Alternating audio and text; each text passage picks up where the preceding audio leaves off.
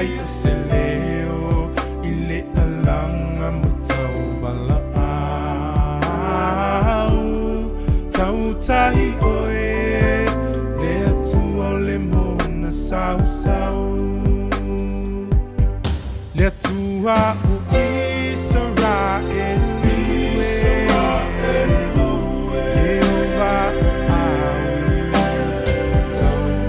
mai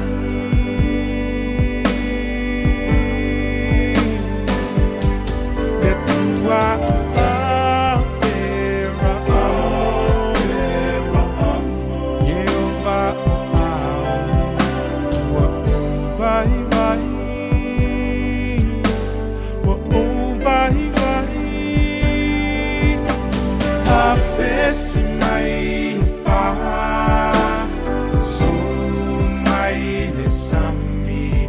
te alanga ilo utama lo manuia oi le langi lo papa oe lo o te malu I ao lo utua lo tapasa oe o te tohe e ai fanua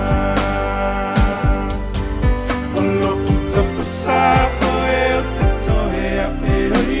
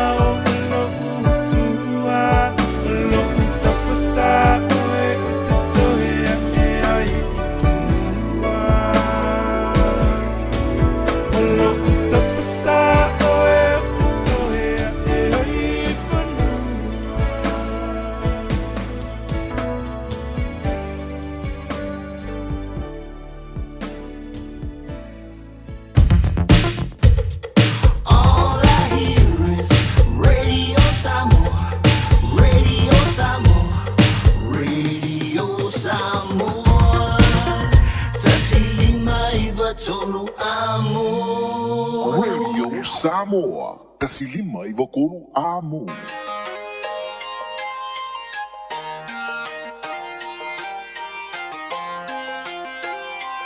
Introducing G-Rocko.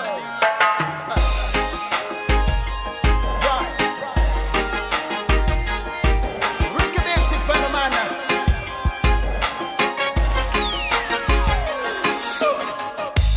How so I for longer. I feel totally my fingata. So I in high pupuanga. So sa iluso mapusana. May I say love, ino mautangata. Sino na omeleang ulolanga uleo nga umatangbi awaga leya awa o my fingta uatoy fa sanga taumai aluya oe sa alawalanga atuwe pe si uso awa atifa amasinoi na Matsuola na filemu Ilehari masesi eto masa Ilu sila fanga ay Yesu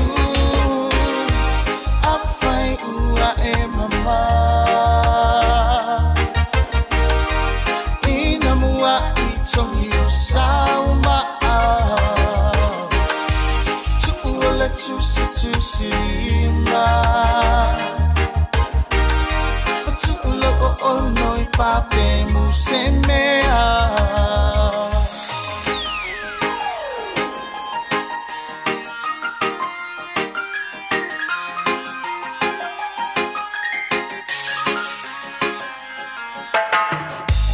Tu salava po sawo e mamae Wo pe oe o sei a uata atia I malai Wo faatu sa oe I se laula au pula Mana tu sa usili male faa maua lulunga Ai amana o mia oe I mea manana oai Se ua badele ata Tu si I oe masapai A ia e mana tua ia tau I o ulangona O ta ua e au I le tawon Au I le whangata Anu ia oe O sa ala walanga Ai tu ue pe o si usoi Awa e te wha amasinoi Na O matu o langa file mu Ele ahi Masesi e tolu masa Ile sila whanga ai Yesu Awhai ua e mama Ina mua I tongi o sauma Tuku ole tusi lima Tulo o noi pape musemea Se oi o langa o kako iai, se o pu I le vai vai Ai le ngofo ale kangaka ma whawhawpe whapea mai Si le lan whakakia o kako lava o le fia Wa ai au whasala launga maunau ku I ma fia People talk crap about us, why? They think that I innocent, no crime But no one knows you kill many souls But reason why, if you are froze, I'm stone Aleluia, oe, o sa ala walanga Ai tu ue pe o si usoi Awa e te wha amasinoi Na O matu o langa file mu Ele ahi Masesi e tolu masa Ile sila whanga ai Yesu Awhai ua e mama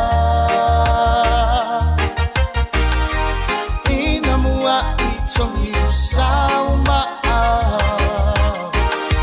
Tuku ole tusi lima Tuku lo o noi pape musemea Aleluia oe O sa ala walanga Ai tuku e pe o si usoi Awa e te wha amasinoi Na Matu o langa file mu Ele ahi Masesi e tolu masa Ile sila whanga ai Yesu Awhai ua e mama Ina mua I tongi o sauma Tuku ole tusi lima Tulo o noi pape musemea Tuku ole tusi lima Tulo o noi pape musemea Tuku ole tusi lima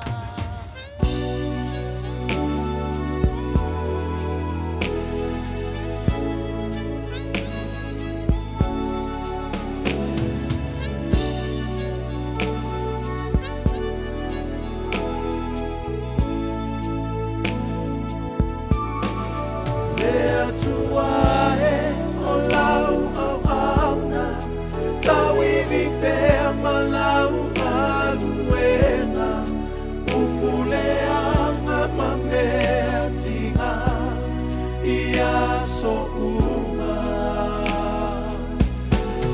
Ai o te tumau male ono sai O lea i le langi ule oe i lo uona ulau au au na e tofia o au e whai ma whai whe au sa le i whai o fie na o talia lau wala a peita i o loa nganga pa ia e le finau malo tangata le atua e o lau au au na tawi vi pe malau maluena upule anga mamea tia ia so uma ai o te tumau male ono sai o uloi mata tawi le ai le langi ule oe i lo uona ulau au au na o te le o nei tau sanga o lau malau whaau la tanga peita i ele i moe le fili ai o te le i whaava i vai ai ua ou i loa e ai le tau i o lo muli muli mai le atua e o lau au au na tau i vi pe malau maluena upule anga mamea tia ia so uma ai o te tumau male ono sai o uloi mata tau i le ai le langi ule oe i lo uona ulau au au na toia e lofa mai peso soani mai i lo mai mai lo uali i atalia lo uola uofo ina tu lo uai hafa amalo si mai le au soe ono sai mai taula i o la umai o Yesu o ia paleta tai le atua e o lau au au na tawi vi pe malau maluena upule anga mamea tia ia so uma ai o te tumau male ono sai o ulai mata tawi le ai le langi ule oe i lo uola lau au au na ule oe i lo uola lau au au na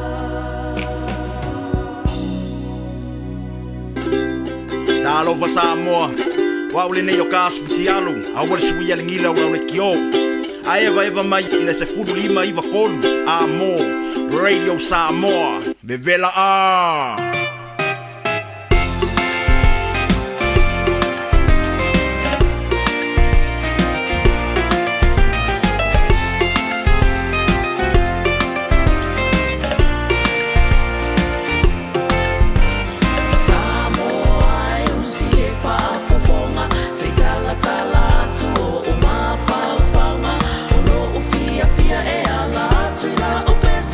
Ia o Samoa no o watu no o pe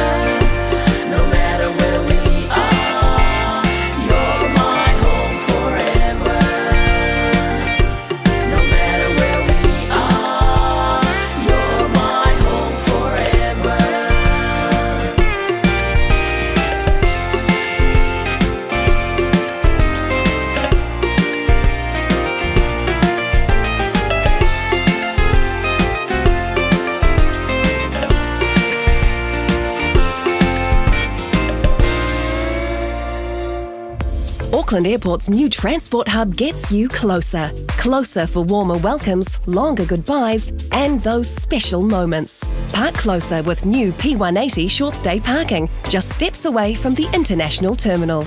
Tala falava Samoa o foi nei o eni ma le tatou whare tā vale la wiloa o le car for you. A whai lava ta sa ili sau tā vale, le aise laisene pe maua le laisene a o e whaingaluenga tū mau, ma le leilo suafa. Whaingo fia lava le car for you na fisosoani mo oe, maua le tatou cashback pe a mana mia le fisosoani. Ta lofa lava Samoa o a foi le nei o lofa, awa nei ngalo le tatou Facebook page le car for you, pe te su mai le matoto atu si tolu se lao Craysel Front Manrewa, pe faso tai mai le mato telefoni, over te lau rolo a fitu whaiva na walu, pa fisili mo en po alofa. So fase fua. O e mo mia singaluenga le customer service, hospitality, po le avea fo ima leo leo. E te leo mautinoa, po o whee a matai. I le MSL training, mātou te whesoa soani atu. Mātou te malama lama, o le amataina po le toi fo i atu i aunga. E mawhai ona whaafai ta. Ai olo o iai le mātou au whesoa soani wha maoni. E taita ia malangolango ina oe i lau malanga. O le MSL training, o se a inga. O se no fuanga i langolango ina oe, e wha malo si au, ma wha manatu atu lau sini wha atu. Asi i le msltraining.co.nz. Pevala au loa, le o valu se lau, lua, fa, tolu valu. O lolu manai, e a mata atu, i inei. Jana whanawao tia roa, ua te talaina neile o unanga e veni, mo whaataunga i au ki lani New Zealand. Numeratasi John Coulter Drive, i le Auckland Airport Shopping Centre. Tau whatapatonu lava le warehouse ma le countdown. Lau whale ufu lau iloa le e veni, Auckland Airport Shopping Centre. O e fufu e whaatau ese lo whale, e te manao sta ngate whaanongo ia oe, tau tua mo oe, ma malama i laungangana. Vala au mai loa le malu mawhatau Bob le malu. I le olua tolu ono o lima lua iwa fitu. Olua tolu ono o lima lua iwa fitu. 24 hours a day, 7 days a week. Radio Samoa streaming live on www.radiosamoa.co.nz.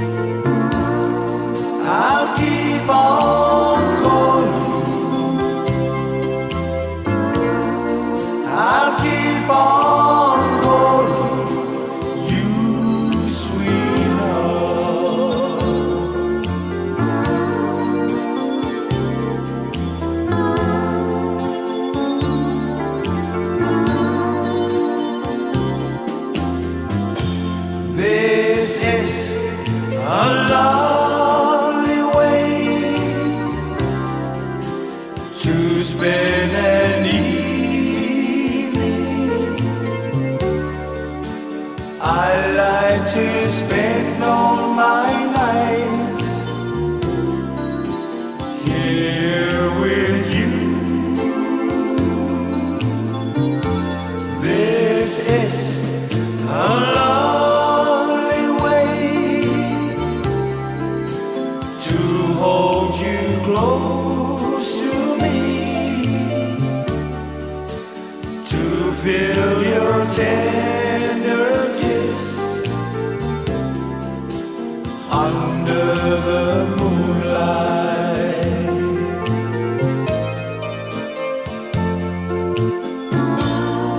I cherished each moment, every beat of my heart, each stolen moment when we're apart. This candlelight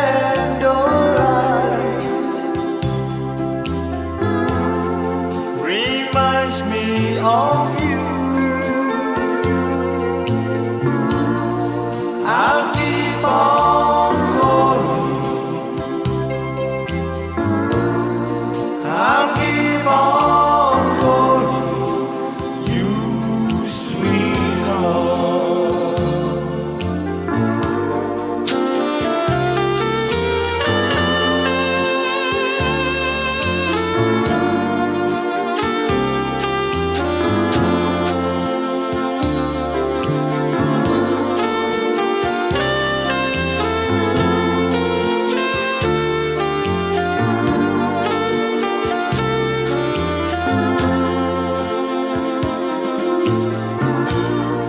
I cherish each moment, every beat of my heart, each stolen moment when we're apart. This candlelight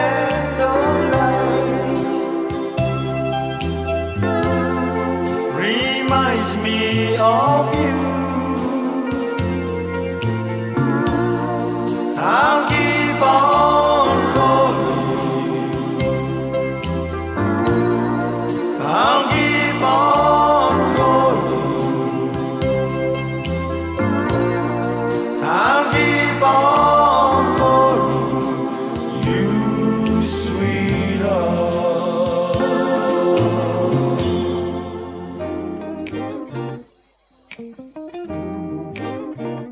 Yo, who speaks? Totally. What's good, Uso? Nah, same old.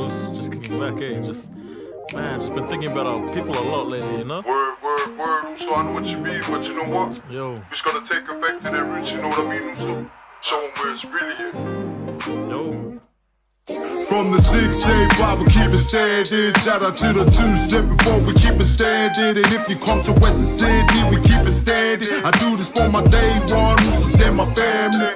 I'm from that 685, we keep it standing. Shout out to the 274, we keep it standing. If you come to Western Sydney, we keep it standing. I do this for my day one, Usos and my family.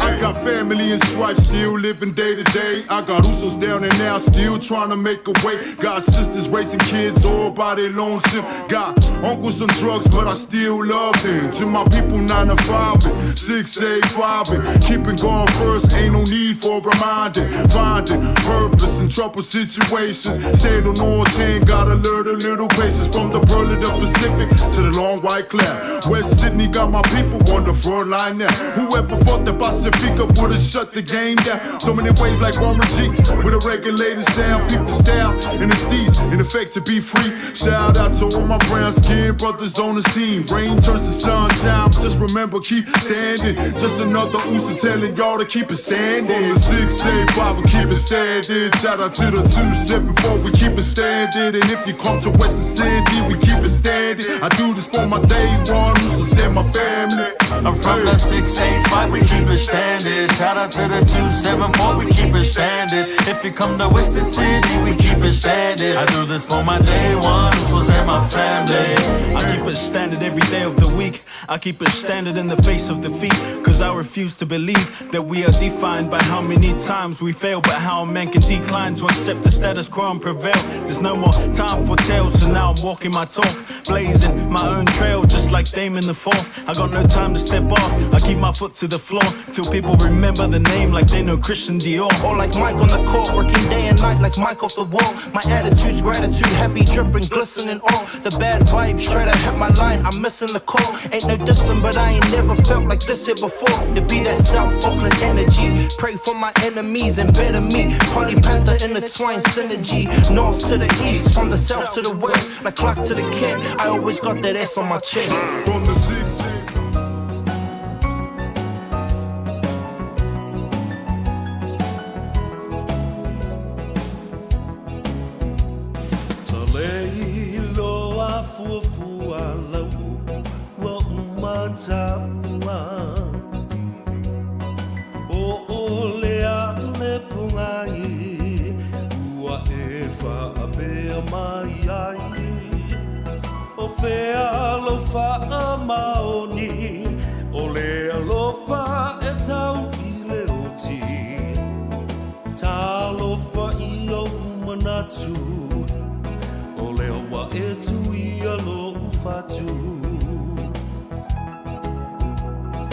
Mana tua le amatanga ya upu mau loi mata na e fai mai ele ai se unga o la tama futanga wa e lo nei le olanga ma ua sui fo I o lo uanganga o nei mau mea na o mana o iai Walelea uma ileala Sila sila maya ia inei mea ua o fai O lalo I foretu unga mau o te tau atu Ua o fo I mai ai Umatu o si o uola Fasia ita I Fa'itionga Ai mo oe o te le I whaafiti Sa o whai a mea sili sili Ia, talofa lava na pui a mawalunga o le whaafonga tāpua I ai mai se fui o le sina mai mo I le nei tai au fau o le astronai Ua tātou wau lia mai le lofa mo le anga le nei o le tātou tapa au sini le langi Sa o wha la le nei Aso tonai, aso luas fulma le tasi o te sema, lua afe luas fulma le wha, toi wha aso, toi wha lava aso, ia ona tātou tū lau ele lea. Ile nā aso, o lewa na wha talitali, ia ile ralolangi ma le au kerisiano. Ile whamna tuinda o le wha nau mai o le pepe, o le mesia. Eilo na ua le malo, o le sili ese. A le pepe o le file mu. O le pepe o le wha o le tanga mo oe ma uma I tātou. Uma ma le lalulangi hatoa. Ma isi mau tespensiona ua leva. Centuri ua mamau te le atu I tua. Whatalofa I atoe ma le nganga fifia, ma le nganga whaftai. Ua tātou ala whai whanunga le lei de nei tai au. Ia o mawalo soifua, o fo le manosi o le au nei. O tātou toi whenua I ai lumo le nuu, ai le o tua o le nuu. Tātou whenua I fo I pu e o manu, ai le o pu e o mala. Ma lolo fo lau, I langi maa. Wha moe sa manuia le nāma I aso, sa whengai ei le atunu o maona, tiu te mawhaiwano filima. Ia o na ngā ngaifo le o tau whaiwana fi. A le wanga ngā e ai maa ui le aso le nei. Wono I ai aso ngā. O wono I aso o ngā e mga ngaifu Ia lea la ua tātou ngā ngae i le tānoa awa i le so. E te maua i le sao. Ia male i atau sa vea se yuli. So alo le urua i ali i le nei fo i tae au. Ngā wha mga koko i ngō si o makoa i ngā wai mawe o kengia uwe macholi. Ngā wole le ta uamal wha leo mai a le ngori o ngei ai ngā uwe macholi. Ia a o ele sisi upu. E vi i ai le alofa mo le anga le lei o le tua. A wana o le upu a le whaftai. Sa au whala lei le tua i lo wanga le lei. Ia, e le nganta mai mungo te tele. Io tātou te tai. Se i au o lava wa i se tamai titi whatoa whanau o na po. O le alofa le nā o lo o tau muri pēr o le tua i a te i tātou ma oe ma i asua whai pēr o le soifuanga. Ia ma le ala whai i whai lunga whalonga kunga. Lai mō le malosi. Pa wale mea ki kira kunga se se iwi o le whale ma aso i ko mai lunga i. Ia o si awa mi o le na. Ia ai le ma whai ai. O na whai titia le nganga whaftai i lo tātou matai siri le lanki. Ia, whatalofa ia te oe, o pa ia ma malu sautua whawhawha o le atunu, le tāwhatonu o le tātou vāna nofo, pa ia ma malu whale malo, ia, pa ia fo i ma malu whale atunu, ia he teinane, pa ia ma malu, ia e sapi ai le atua, ia o le amatua le tuu ia te utau le whaingaluanga te tofi, whata whaitaulanga e fia, le ngata i diusira nei, ia e whapena fo i so se tafa le lalulangi, lo whawhale le maluai ia le au whaingaluanga. Ia e whapena fo i le tūlanga, o le tāpua inga mamalu alo tātua tunu pele i Samoa. Ro whaamuri mai ai nei o tātou mātua, o tātou ainga, le nei fo i teimi siri o na tāua o le tausanga. I aso malolo o le kirisi masi ma le tausanga fau. Ma le toa tele fo i o i lātou o lo fau malanga. Ia mai se fo i a malanga whaafua se i fo i le ang. E le ai ma se mea na plan i a pe na fua.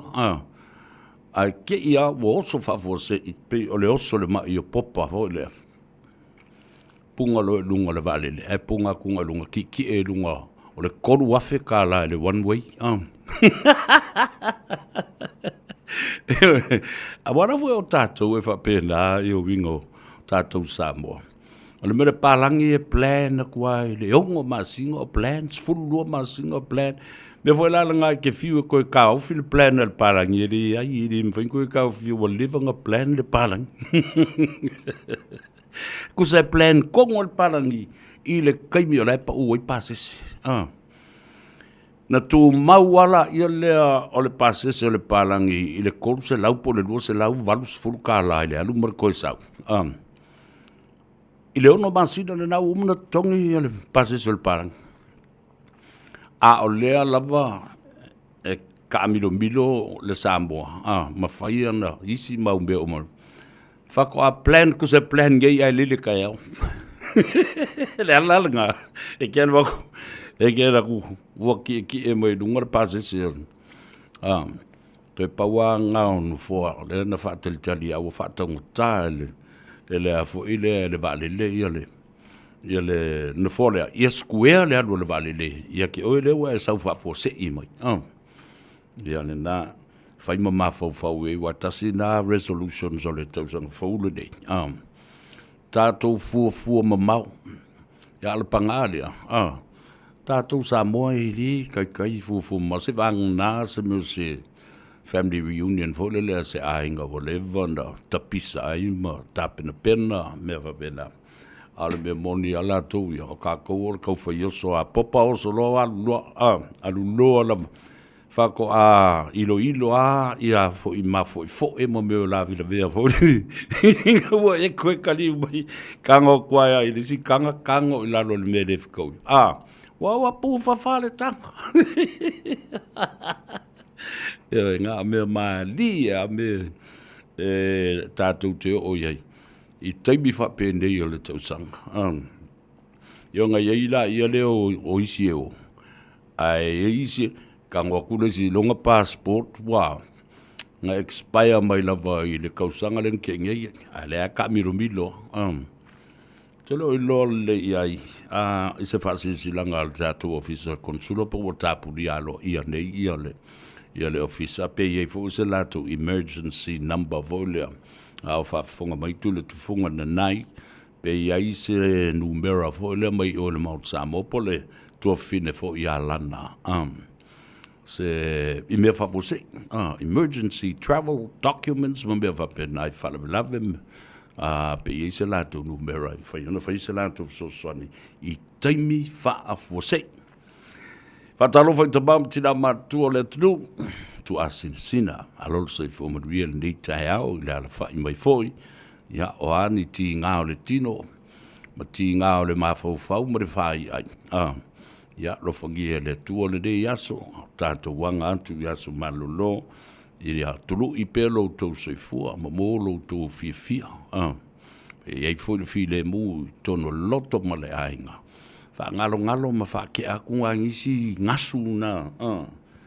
Sa tato malanga fatasi mai makako.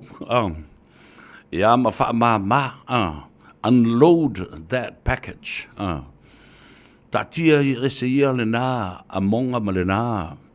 Whafafa o fafa pelo patua.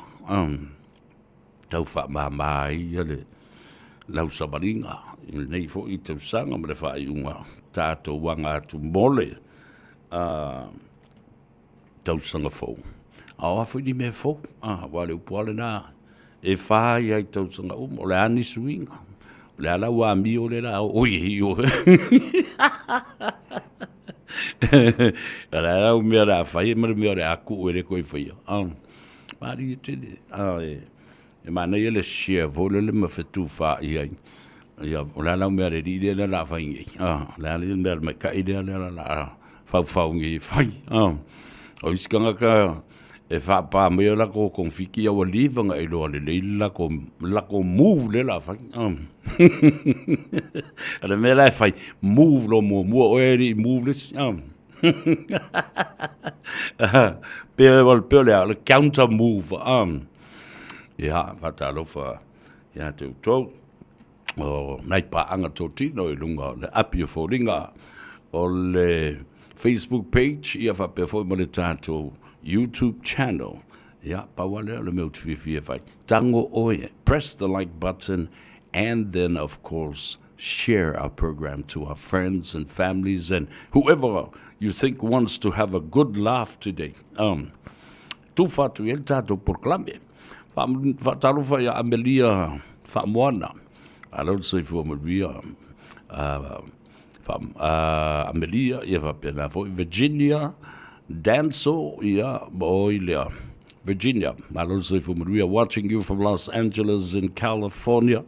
Hello, Virginia. Yeah, Mosa. We are to follow the toasting of foe. Oh, Francis Wright. Talfalava, Malolo, so if we are. Oh, to Ubalavolo, Lunga, the tattoo up your falling. Amelia of Fortino, Josefa Talofa sister.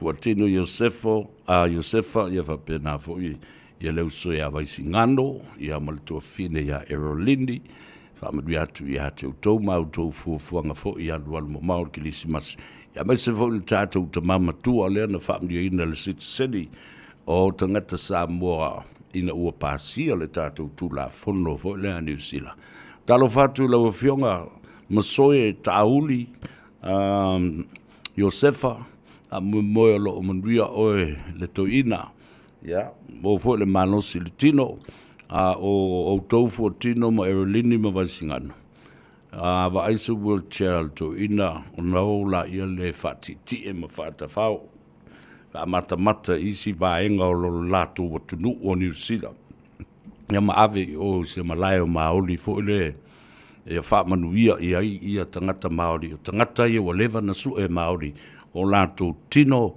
ma toto pa'u ma ano yo so tanga ia tātou. Juliana Smith fa mai Juliana talofa sa via ya manuia tātou pol kalabe o leu te vaeva atu i nei le lau fau malu tātou nuu i vaialang i Samoa ya talofa li Juliana Smith o ngaule malie o Keith talofa lava malu soifu manuia ya fa perfo i ui va kauko kele ya o ko ia wo mai fa ta amosa lo le soifu manuia ya keep it coming Maria Lesina Tavai, watching you from Sydney. Ya fa perfo ia Winnie Faretti Nomea Josefa. Talo fa lava malo so fu Maria fe pula I Elizabeth Firo. Talo fa lava malo le so fu Maria. Tau maloto malo. Ya Mama Marietta P. My good afternoon, my beautiful sister Fortino. Malo o mai outou. Ia le nā, ana ia le e tāwhawhau mai vai lunga penina sua. Siuta Edwina vai a onga, Pepine Harvey, Narvi, po Navy, o mani sa mani, talofa mani, malolo sa fo manuia, e hawa pia foi, ia mataua nonu, ia whamai ia Fortino, Sister Murray, ia, o le mau ke manguia, le la mako o kua vele ia pupu kalor ko inga ia mawhai mai ia se meole tona I lea so hatai au ia le na la tātou o tale pese lea whatalo whatu ia tu puola tu singa ia whapea fo I le tua fine ia Emma Jane Lawson I Utah pe mo Salt Lake City Utah ia masiona tina ia vai tupu ia alofa atu ia te oe le tina vai tupu to fai ono le avasa le na tusia le si pese fo le savea o le nofo to tasi la tato wola e tale pese na le ia tau savea le nofo to tasi le na tusi e le tina le mai Salt Lake City Utah o vai tupu to fai ono ia langa ua fai I langi ia le fo launga fo I a le si fo I o tina na fua ina to fai ono asilang peselea fa mai lo si tinale na ia te au ia na fuina saulo e usul peselea ta fa le le na fa ia e le toi papa ia isa tangata e toi lote le peselena usi le fa fonga le peselena no fto tasile a to severe e lo fa tua ia te utou tina malava matutua ia fa pe fo I le tina ia vai tupu to fai ondo. There you go.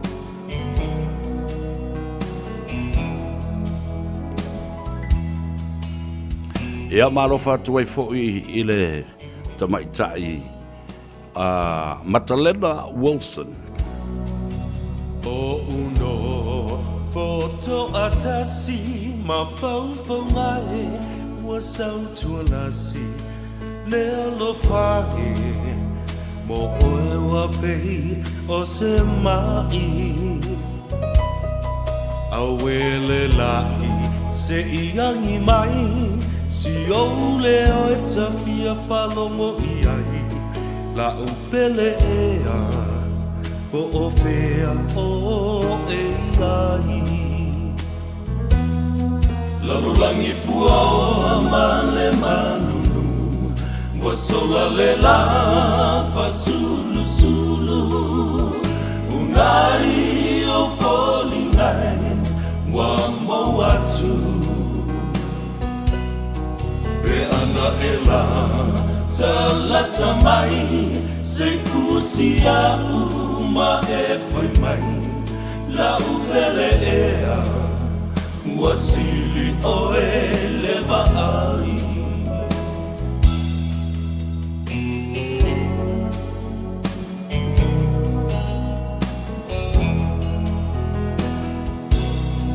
e moni ai o Solomona o vai e telele tina ya le lofa e sole sami ma le au e wheta whiai. Le timu ngai se i tō mai, wa o ngā lalai le whia inu mai, whai mai e so tāna, po o a upele ai. Lalolangi pua o ma le manu, wa sola le la fa sulu sulu, unai o foli ngai, wa mo atu. Pe ana e la, ta lata mai, se fusi a uma e whai mai, la upele ea, wasili o e lewa ai.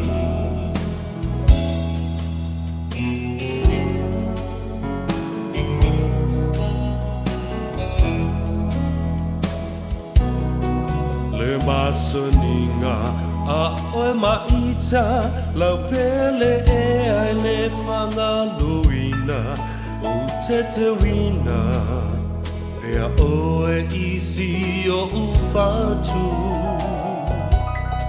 O nā puna wao si o tau langa, o mea le lehi, ma mea le anga, ua le sawai, so o se tangata. The world is cold, the world is gray, you turn the sunshine away. You will never know an empty heart, till once more you're close to me, as close as we can never be. I'll be longing to hold you again.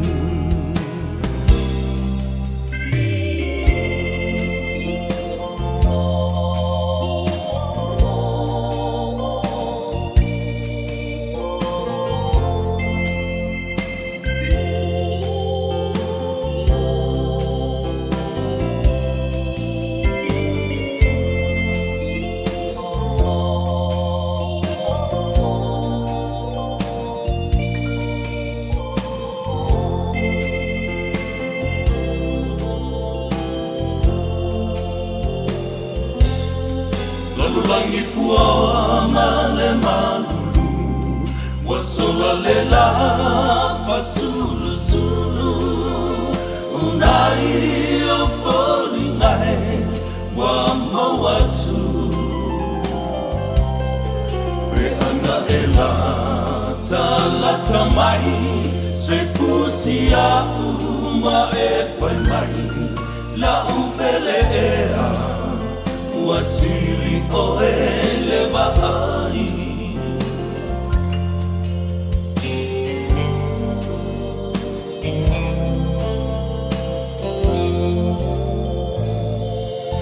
Ia le da. Ia wanti la, ia le pese le da. Le ia tau sa vea. Whamadui a tua i a tau tau umatina. Ma tamai ta ia mesele tina na tusia le pese le nei. Vai tupu to whai hono. O lo o whaafonga mai. I lona soifua matua ma le pulapula lango. To a o lo o lo whangia pere tua. I lona soifua i Salt Lake City, Utah. America. Ia ele mwhauna ngalo ia. Tina matutua nei, i nei musika sa la tau fatuina, mataina, a pei ole tina ia na fau ina. Ia o teine o le vine ula, mai a pia. Ia e se le tale ni o nei tangata, ma nei tina matutua. Wow, ia ai tu mai ia la tau tale ni ia i tātou nei o le au televau. Ia wakako makua fwea, alai fai ia. Fatalo fatu ya Simi Paulo, a lolse fomaduia, o Luis Savelino, ya fa perfo imalo tuto tasi, nato umaralbaia. So press the like button, like it and share it. Rosalia Lafonga is watching you, but we'll get his masi ya te oe, ya fa perfo ia. Fili Mamelele, Tonise Nona. o Pasco, talofa Pasco, malole so fumria Tavita Levoka, le sunga le whawhengainga, ma le whaltua, le no whaalo, ia male e Kalesia, Pastor Tavita Levoka. Alo fōne ngā rurue, i lau sunga le whawhengainga, ia male tau tima, le masani o na whonga ina, le fionga pa ia le tua, i aso, te itasi o le vai aso, i lunga le siu whonga sa mōma, nuia tele Christmas i a te oimale ainga. Pula Schmidt, alo Pula, tupuola tu singa, Eroline Yosef le tu fine, talo lava, Mary po mei avito, Alfred, talo Alfred, mo fanua. Where are you watching from? Matamatatu mato idei I Oakley, California. Talo mamao me mata maiai, ia mamafuta maiai, heta fauli, matamatatu I nei. Fa mai talo fa severa, se fai kwa sa ukala I vale ngare ku mai ngai sini kwa umangia ya.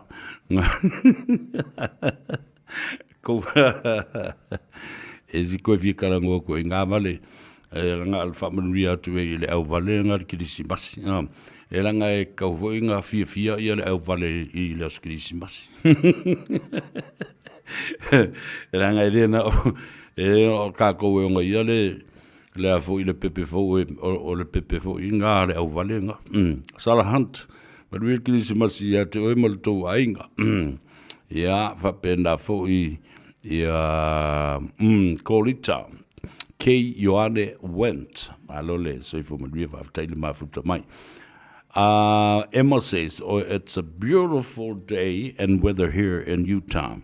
Kai nice if up in a fui mato nei.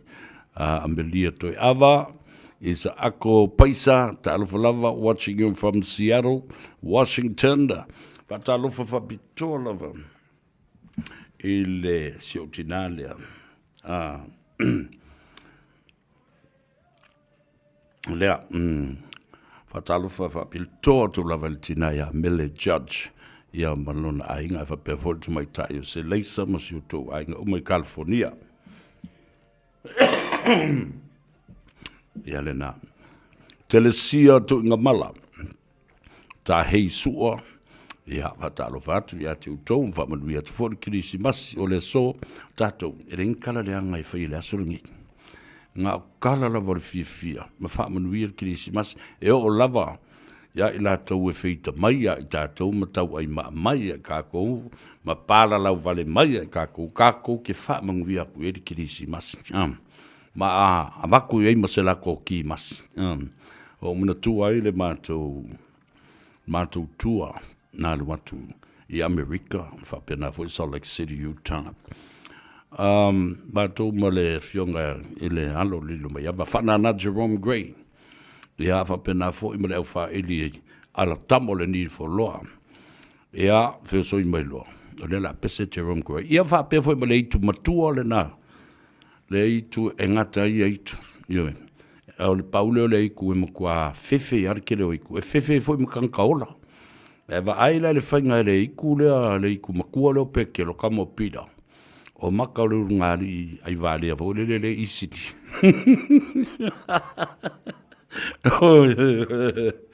makua I kaufe ai fainga le ikule o le kumakua le o tava mali a petelo ye o isisi ele I tautala mai petelo e te pula lo I mato pekelo akalum peke akalum magangaka le mato tu ala le na sa mato fafifia I California, I tausanga le I mamau te neatu. Ia, wa la usu le pese le manutangi e ai fesidi mai lo malesi ali I te fa ili o tinae. Mai le nifoloa va mai stamo o tinae. Brother, la vo le ki ka I le pese nga le manutangi e. Ai tali mai lo ma fa na Jerome Gray mai vai. Fai o se ki falao po se ki masi ka mai lo le nga ka mai lo le ki de nga talofa pele po e fua ia fa pe fo I tupo talofa tupo ma lo le so fo mri at oi e mo so to fo I ainga Fuatino, alo, o fine coffee out, ma fai me ai ko inga. No to sadi talo for watching you from Sydney, Australia. Malo, tai e se te mi o papaya tu iai I le tātou tu la fono na o sit sen na on toi wha manatu mo wha madino ia te utou. O fale fitu Vanderhof, talo for lava, ia wha pe fo I Annalina, po Anna Fina Lui. Alo, la tātou o tale pese. A se su e fo si avanoa. Tātou te so tai e tuai I le tamai tai o ati ma le tātou whale tāwale Henderson Cars. Tāwana I se li poti mai I le Henderson Cars. Radio Samoa. Taslima I Vatolu. Ama.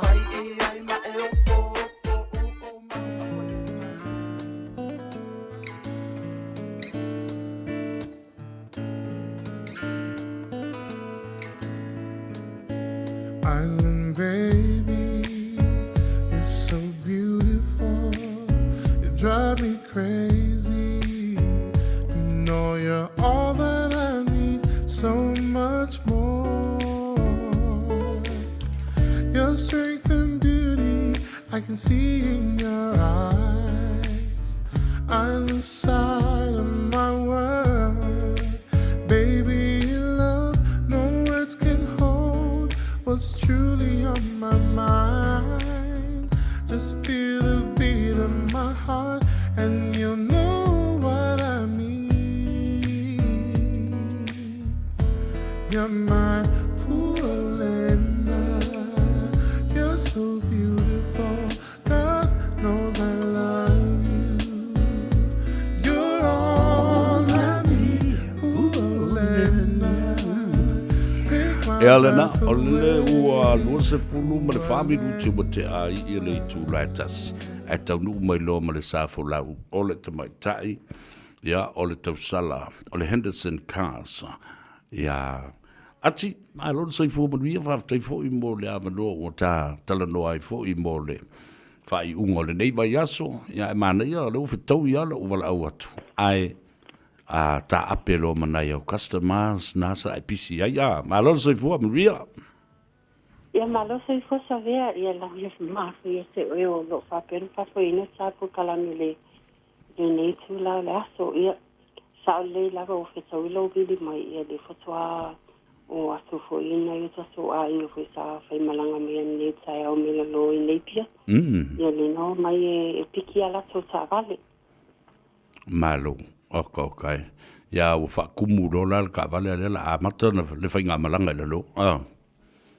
Ya sa le ya o le na fa mo lava ya na ya so a ina ya malanga mau mai la lo ya le wa mai a uma na siaki la so sa vale yo la so yo o pensini yo o le sala la so sa vale number plate ma mea uma fa pena ya la wo malanga tula go le miolo o au mawai ia o customers I lunga nei o kilani sa so ai nei o kilani ia le fa pe ona fa solo te mi nei ia la to sign up ia mana isi fo yo fa pe ona piki nei ala to sa vale ia male aso tai au io nei so ai nga fa so a mawa ia tai mi ava no fo io ono lei fenga luenga nei ia le lai sala so fa sa vale tai au o no mai lolo na so e me piki ala so sa vale ele pa sa vale ia o le pisima sani lava le Henderson Cars ia so uma lava ia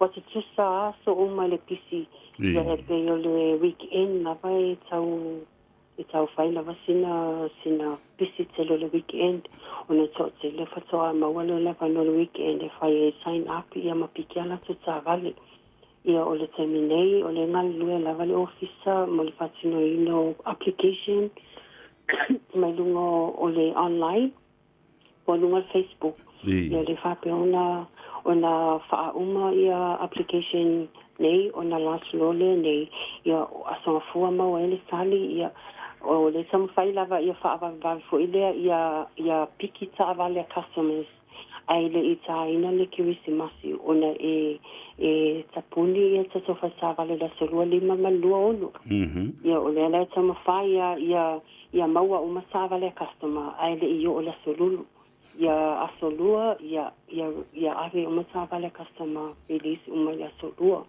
ai le sapuni se so fa savale ia e famanasu asu le malo la sunu o do fa pe ona sia pa lai se savale ia o documents e mana o mia o lo passport o lo ID o lo driver license ia o pesilipe lua ia o lau home address o numero telefoni ia fata se malau link e send aku e fai me lo bank statement e lo te tali ia e finance ia manual bank statements le mas no tato mai i bank o no so te le nao le malo tunu o leo mai ma manual bank statement e lo te tali ia le finance ua fai umai lungo le system. So senta kule e maso le link i la telefoni i ona e tano le upload ai lo bank statement. Io va inga sa wena e whamnato tu le malo la tunu i a whata se ma le benefici, ma le pensiona, ma le part-time. Ia o le salia le Henderson cars ai mana o mia lava stanza full-time. E o whata se ma le tangata lea. Ia whata se ma le license Samoa o le talia license Samoa ma le learner license. Ia o le talia license nai lua e apala i sa tāwale. Malo whaftai ta wotele le whamanatu le atunu. Ia na tōna le benefiti ia pe part-time fo i vais tangata lo whaingaruanga full-time. Whauna whasosoani atu i le whaatumuina. E aluar ka wale i lo wingoa. Ai o le tangata le whasosoani atu whaamalosi fo le lau application. I le wa ai ale office o le finance. O le sa o le na tamaitai. Ia sa o le sa vea. O le sa le support. E le alu le sa wale i lalulunga ingoa. So o nga ia e ngani sawe support. O ngai sawe support ia yesi tangata fo ile support inga ia le ia oile te benefici, ma oile te pensioni. A le taawale e alu lava i lalo le ngō oi. O mea umalava ma le taawale e alu lalo le ngō oi. A le tangata lea la se tangata fo ile sawe support. Ia, le na. So, e sawe support, ai le child support. E whai ngō fia lava le process. E whai ngō fia lava le process na sfuli mami mitse lava ia mau atu le tali. Na ala o na tuai isi process o isi application o na o tūlanga lea o le fiu e whaatali ia documents ma documents for ia addition documents e mana o mia ma finance. Ia e tuai lava tangata le apalai but o le process e whai ngō fia lava. E mau atu lava le sali i le fulima minute large ia e mau mai lava le sali i le aso lava le na. Na la lavan suai o le whaasali o documents. Ia o le process e whai ngōwhi. Ia, le lei, malo whaftai mo le tā li poti le nei aso, o mai le tā telefoni, ia whapea fo i ma le tā tuatus. Ia, ai le i whauma ina tapo kalame savea whamli mo le se whaminaso tu matava le tolu i whaalu promotion. Ia. O le vai pele le so tele le malo le sunu o lo fapia o na fa sa o le maso tsa vale le SUV 700 o le tsa vale na maso le fa pe na alu semine o na fia so tele o na ya ngai a ingo e fitu no fo to tele to tono tsa vale fitu le mo a ingo so tele ia o le mau e me alu fa supe tsa ilua fitala ia ma le whaafetala o le maso truck, o le mahidra, lua whelua wha. Ia o le maso tua susi, pe fia susa o mei e maso ofisa o le tasiva wha. Cavendish Drive i papato manu kau. Ia ma le maso Facebook page, Henderson Cars, e sen uma mei documents ma detail e se whaonga mo le apalai. Ia whasa se ma le maso numero te foni o le ovaru se lau. Fitasa se vala au mai mo asi pasai lava mo lava no savia. Alo whaftai ati mo le tā taladoanga, ia alofa atu fo i ma whaamiri atu ngā luengo toil nei au auli, tā tua whelua i pea i le nāwa yaso o mua, ai ia manuia tele tiu te mawhaiva o toil nei yaso whaasoi fua ia. Tato wheloa i la son fua i le... Ka i nice.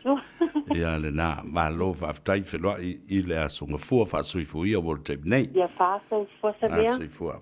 Ia le nā, vaila i le te mire nei i le tele o malanga o lo anga i Samoa. Ase tasi le nei o whatel malo.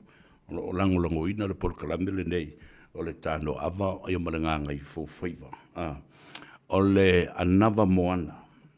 Anava moana. Le sa whailo yaso ia o le Mona Lisa.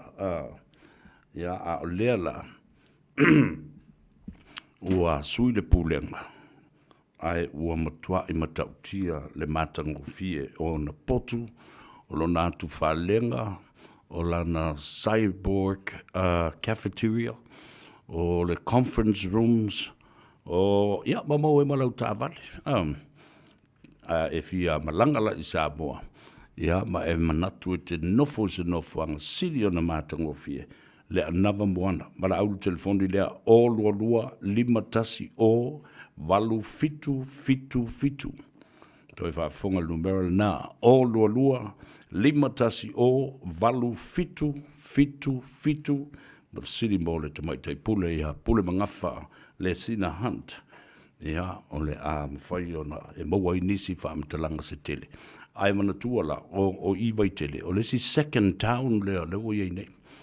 Lea tasi lea vaenga walanga o tele ai ia whale o loa te tele o iei fui ma whale tupe i nā o whale ainga ia ma le whale tali mālo le nā le anava moana ala au ia le telefoni le nā toi avatu ina ia e loa e mauti noa i eise mea le lei e te latu e nofo ai moa i malau tā vale i le rental ale anava moana o lua lima tasi o valu fitu. Te whaafonga. O lua lima tasi o valu fitu. Iana nā. Fia loa numero te walau mai ia pe text mai ia le telefonia le atau sa vea le o lua tasi lua iwa wha fitu iwa lua fitu. A o tātou iai o le tau alunga o mea uma o le nei tau sanga. Ia o le tau mawhitanga le nā corporate dinner. Tātou te whiwhiringi me su ingi kupe a mea tātou te mea eko kongi alau ticket, se lau loas full tā la le tau le ticket. Au le sau ticket, e maua lau ticket, i le tātou whaitu toa i le aso lea. Me tā le whā, le tu lai whā, wanga i atu le mano le tanu. Corporate dinner, Christmas ball, a le whono fau tua Samoa. Lea sa whina wina, whatasi ma le tātou tai au whaiwa, ia whapea fo i le sa whainga, whawhengainga, maftanga whaiwe au Samoa.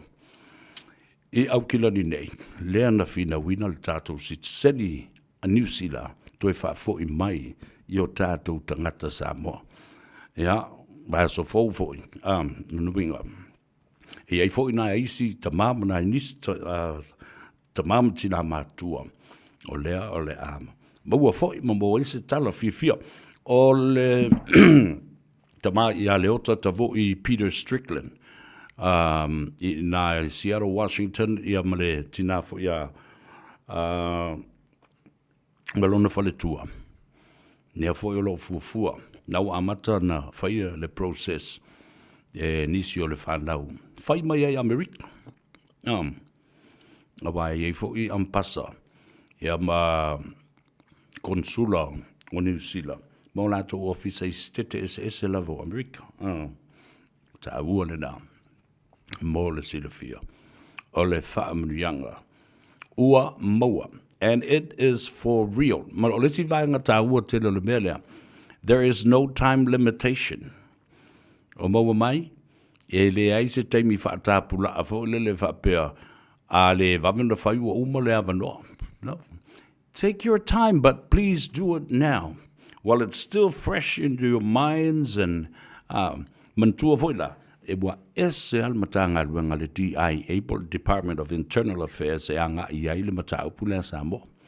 Wale o toi o New Zealand normal immigration for le New Zealand. Ia o sia tātou wāmio, ia o umanga i le vaenga lea.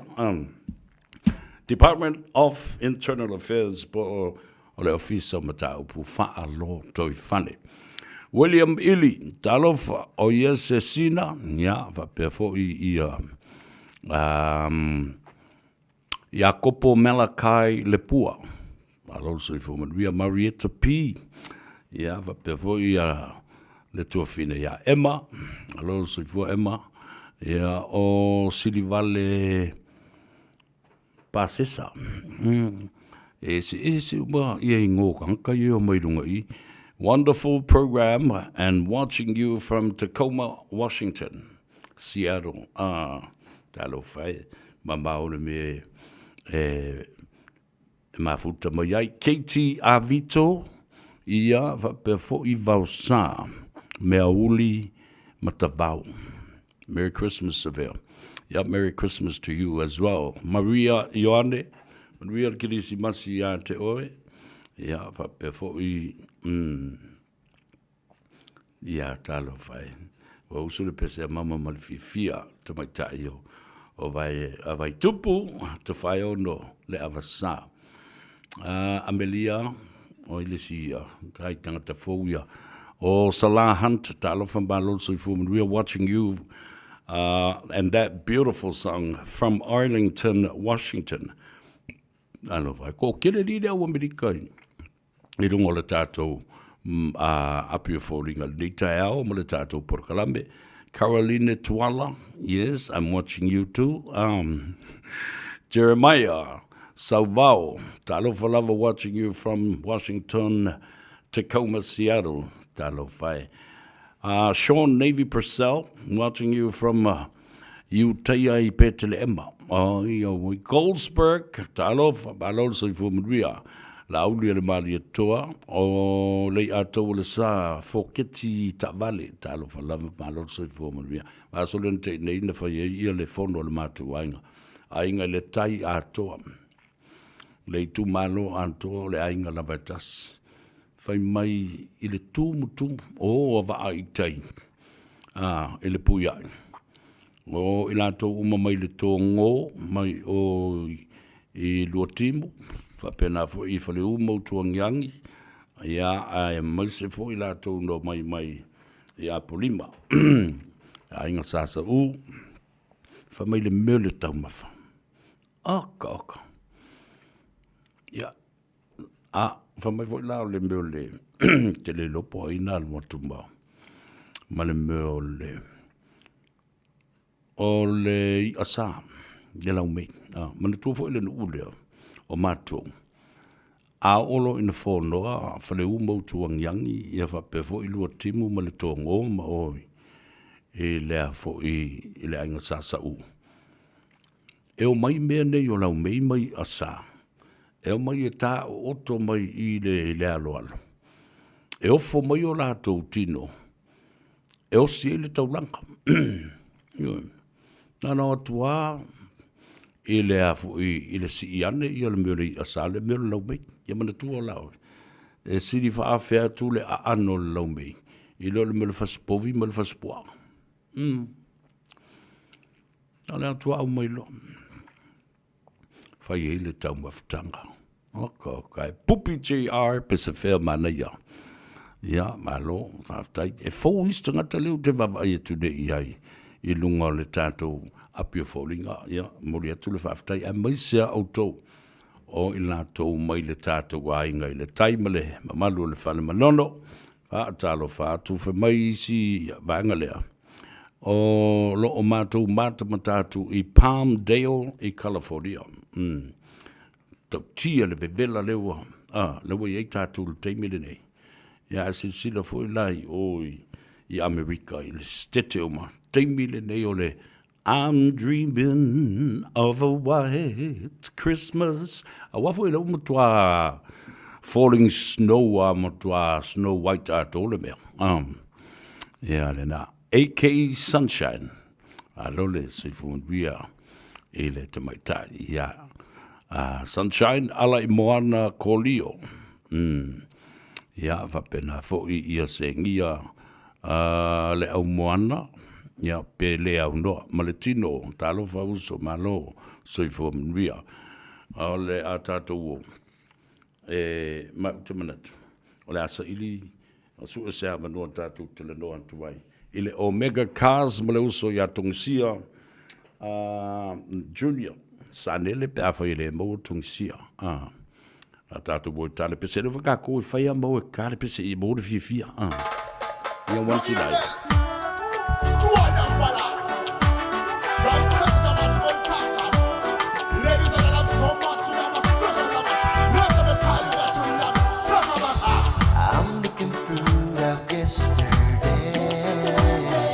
All my life thrown away. Keep searching for the same old road. How can I get to you? Cast your spell upon me one more time. I wanna feel your magic woman touch. Cast your spell upon me one more time. I wanna feel your magic woman touch. I know there's been a changing. Ask me why, I don't know. I don't know it, girl. My friends no longer speak. You know you're blessed with behavior, somebody here. Ask me why, I don't know. Cast your spell upon me one more time. I wanna feel your magic woman touch. Cast your spell upon me one more time. I wanna feel your magic woman touch. I made up my mind on what I'm gonna do. This feeling inside, making it alright, making it alright, making it alright, alright. That's a run behind in the sun. Say somebody got the tender feel. I'm to see the someone. Girl, the only one in the sun. I'm in the sonata. Say that I'm in the loving always gone. Say somebody got the feelings one. I'm to see them make me one. I'm to see never be the son of man. Come on. Say that I'm loving and I'm always gone. Say somebody got the feelings gone. Can't you see what you want? Come in, come in, come in, come in. Say that I'm loving and I'm always gone. Say somebody got the feelings gone. Can't you see what you want? Come in, come in, come in, come in. Cast your spell upon me one more time. I wanna feel your magic woman touch. Cast your spell upon me one more time. I wanna feel your magic woman touch. E ale na whapipianga sui whiwhiloi.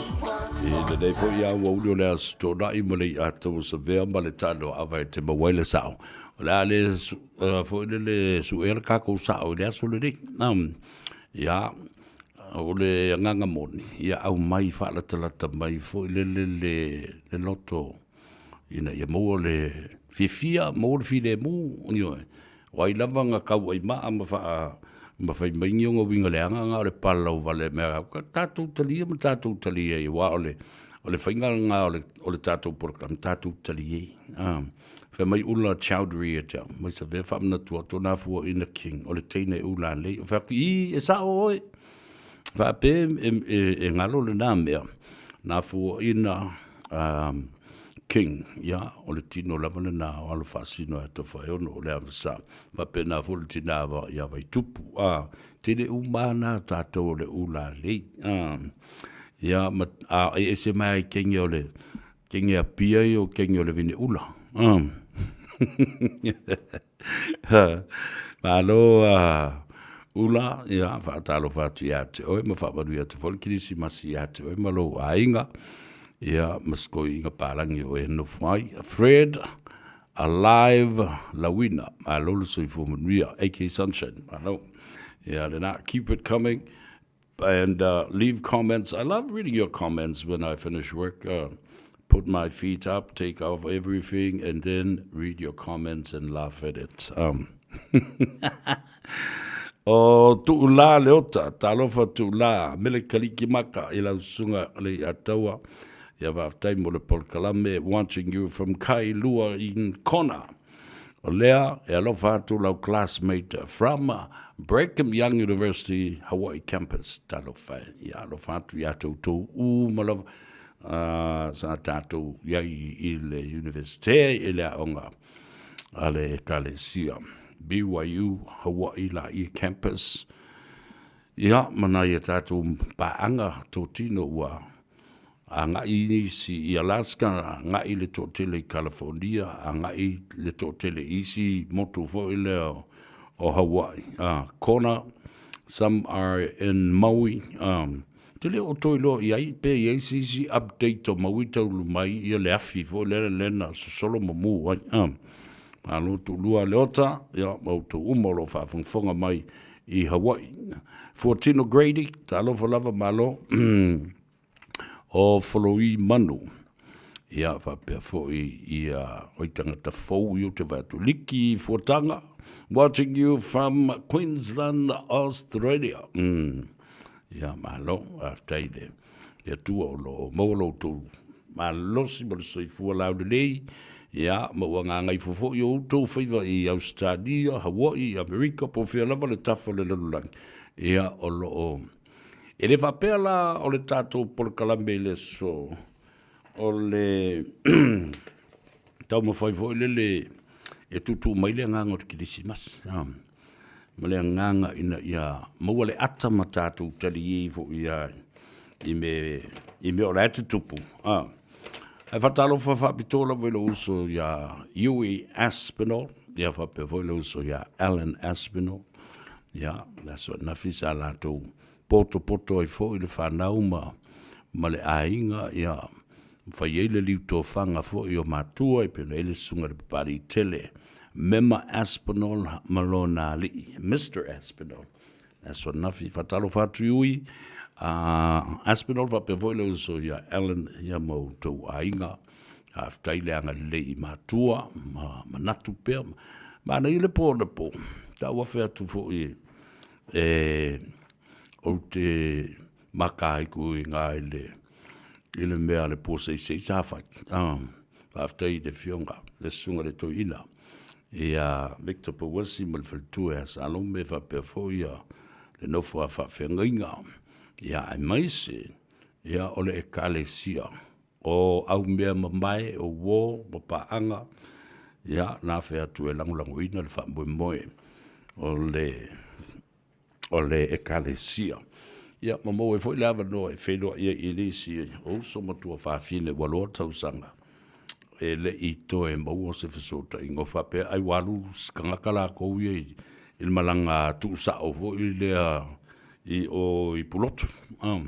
Ai le ai, e whenua I ana po, so le la e munu via, mwhafta I le tua I le tausinga fo I o mawaile ava no e whenua I ai.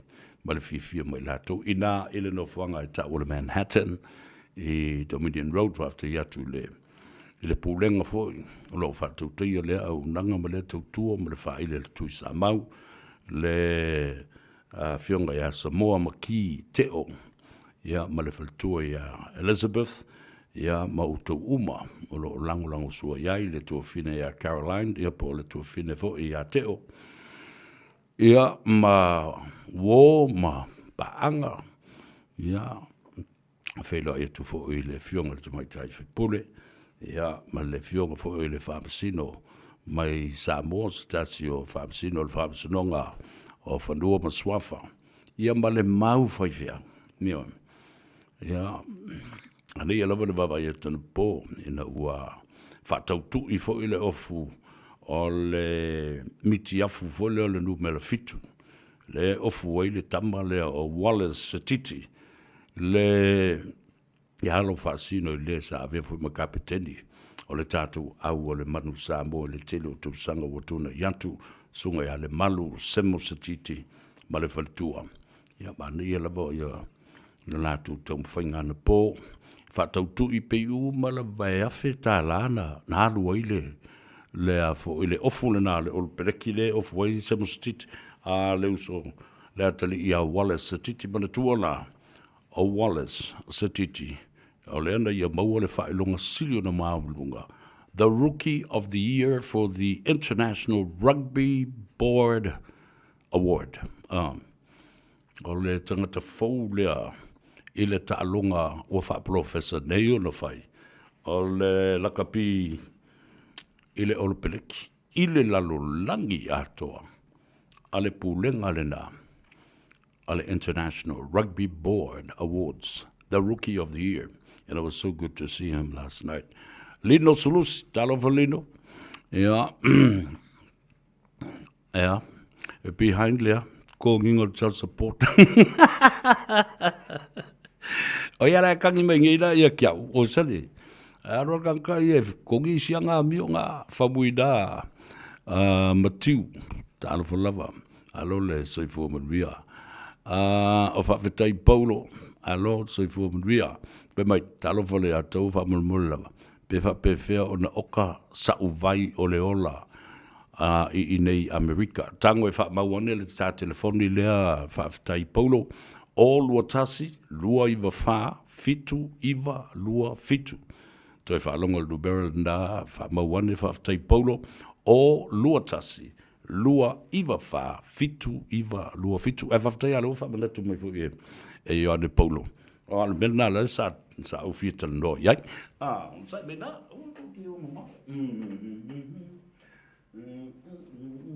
Ai vai. Tau au nei. Ferro se pe ma vele vai. Ya tau te le mo lo malo. So stay me da ma sandi lolo tino le vai.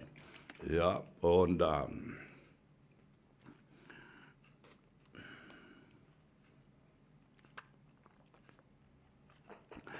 ja, le na, whawhtai.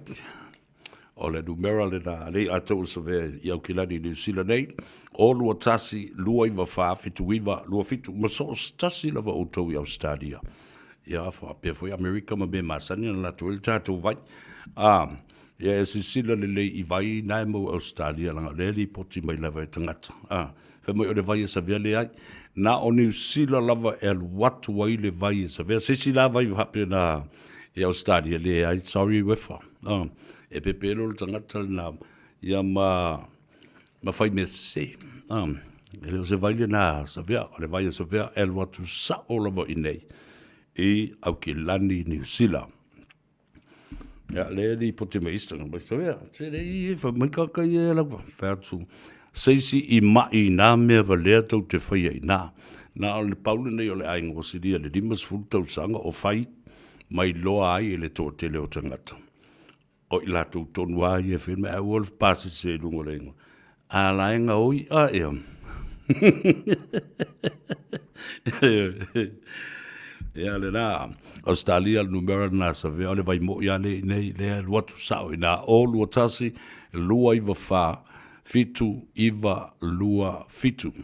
Ea le nā. Nā tatu o le maua se so ta inga male sunga a tongisia Pio Wilson. Ia evan aulan telefoni na le olu o tasi whawhitu ono lima whatasi. Mo le tātou whalta vale le nālo. O Mega Cars, ia polo wafi fo iai i le lua se lau. Great South Road. Ia po le lua se lau. Cavendish Drive i Papatotoi. Whatalofa i lauso iau lungia. Ia malan tama o ali malantu umalo ngā lulua i nā le City Cars in Lincoln Road. Alo ngā lua fo le yaso i tūte ma whai wālo flima. Whaamnui atu e fo i le kirisimasi ma le tausanga fau. Whawhauina tanielu. Whalogolongo atu ia te oe ma tāpua i atu i Papatotoi. No utusani. Ia, whamai no utusani. Sa vea whamalo mo le whinaunga ho le tātou sitseni mo tātou tangata mātua. Mana ia pe a whauma. La utou finau ina ia whawhaingo fiai o na maua la tau pensione. Ia le nā tōnu lava wa talanoma i nu utusani. Ia o le mea tōnu lava na o leo lo tau mawhai he le teimi le nei ina ia ave ese. Ia provisions ina i mua. Ai tu ia se teu ngā whau. Ina ia awaini toi mei mausa teimi fo lele toi a step down period. Ai ia. Nā o le sit senia a palai maualo mal pensione ile teimi la mana. O moe vau Vaipou, Talafalava, watching you from Tacoma, Seattle, Washington. Yeah, aftaile mafuta mai. O Sia, Muripola, Tēnei la inga te tait malo, Saifo Maria. O Alofa Morehouse, Talafalava, watching you from Picton, Talofai. Yeah, familia tfoli ki disi masi a te utou. Va'a, Pauletta Kitiona.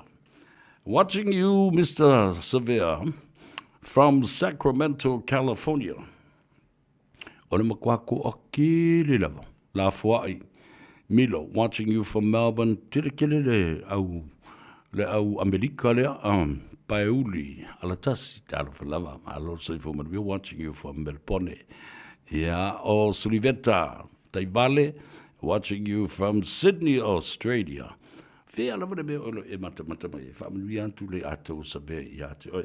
O le vanga le vala o le telefoni ale, sunga atong sia Pia Watson, o le all watasi fafi tuono lima fa tasi.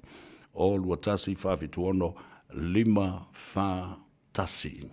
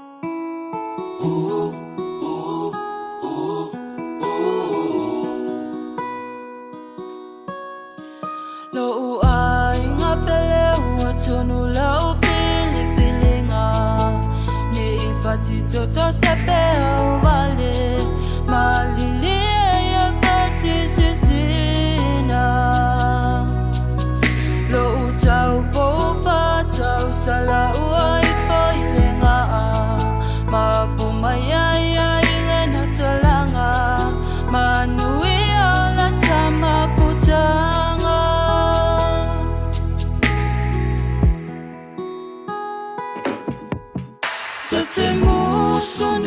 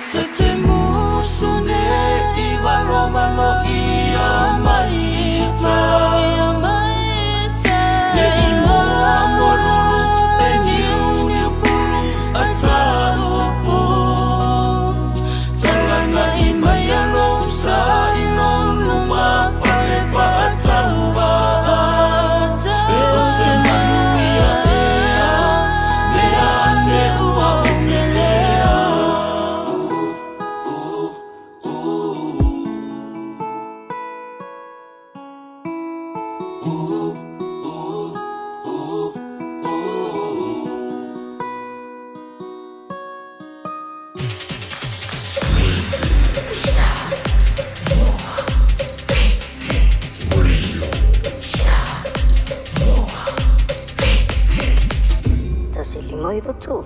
Amo. Baby, Lordy! Hey, hey!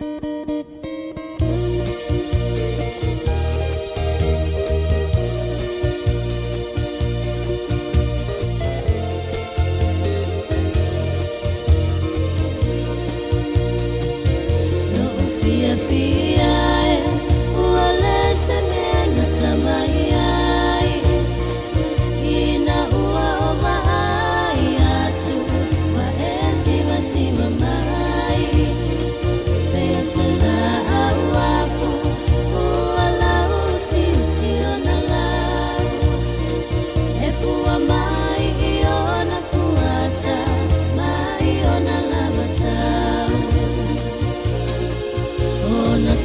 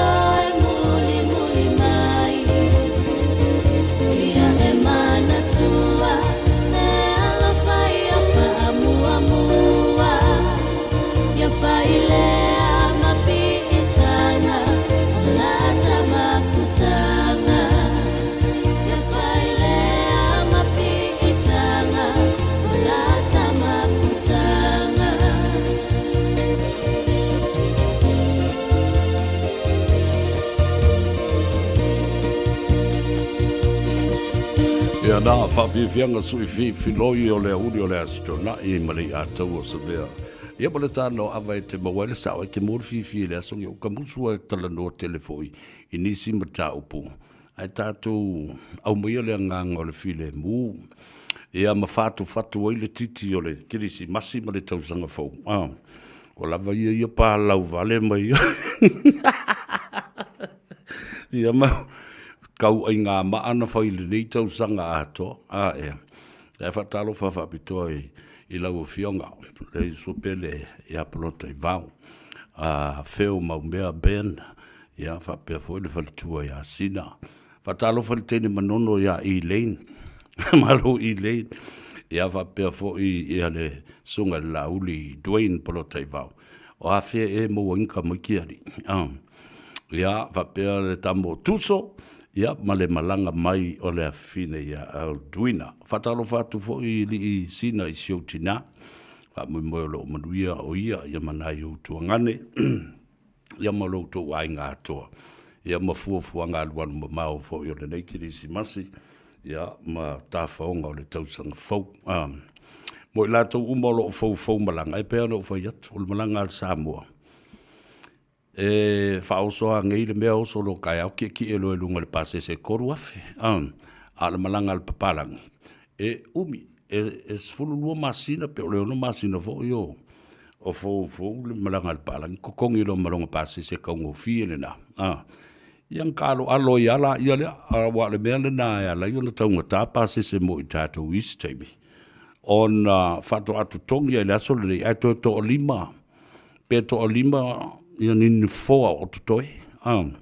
Ia ono foa na o le la whātaunga tae le airline. Ia sasa mai lunga le lua afe tolu afe ta la le one way. Ia nga e whape ngā ia la ia le. Whatalo whātu le Wharaimo family I California. Alo le soifu maruia.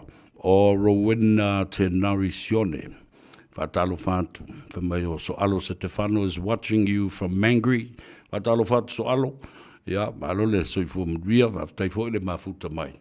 Ile au ranga ma le tautua. Ale soifonga Samoa. Ia me se fo le atau sa vea ma le tātou. Api o Folinga. Ia ma le tātou YouTube channel. Tau titi, ia ona tatala fo leo le tātou. O le tātou leina. Tua tu lewa no ia ke oe. E matua whai eisa u whaamrianga o kirisi masi ma le tausanga fau. O le pese lea. Whaamaruia atuai ia le kirisi masi ma le tausanga fau. I la uso. Palota I vau. Feo maumea ben. Ia ma le ainga. Ele nei fo I awa uri o le astonai.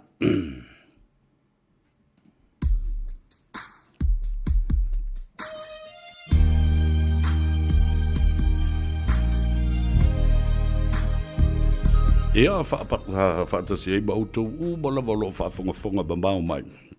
Tuila mamandua whapea fo I ainga I California ma Amerika.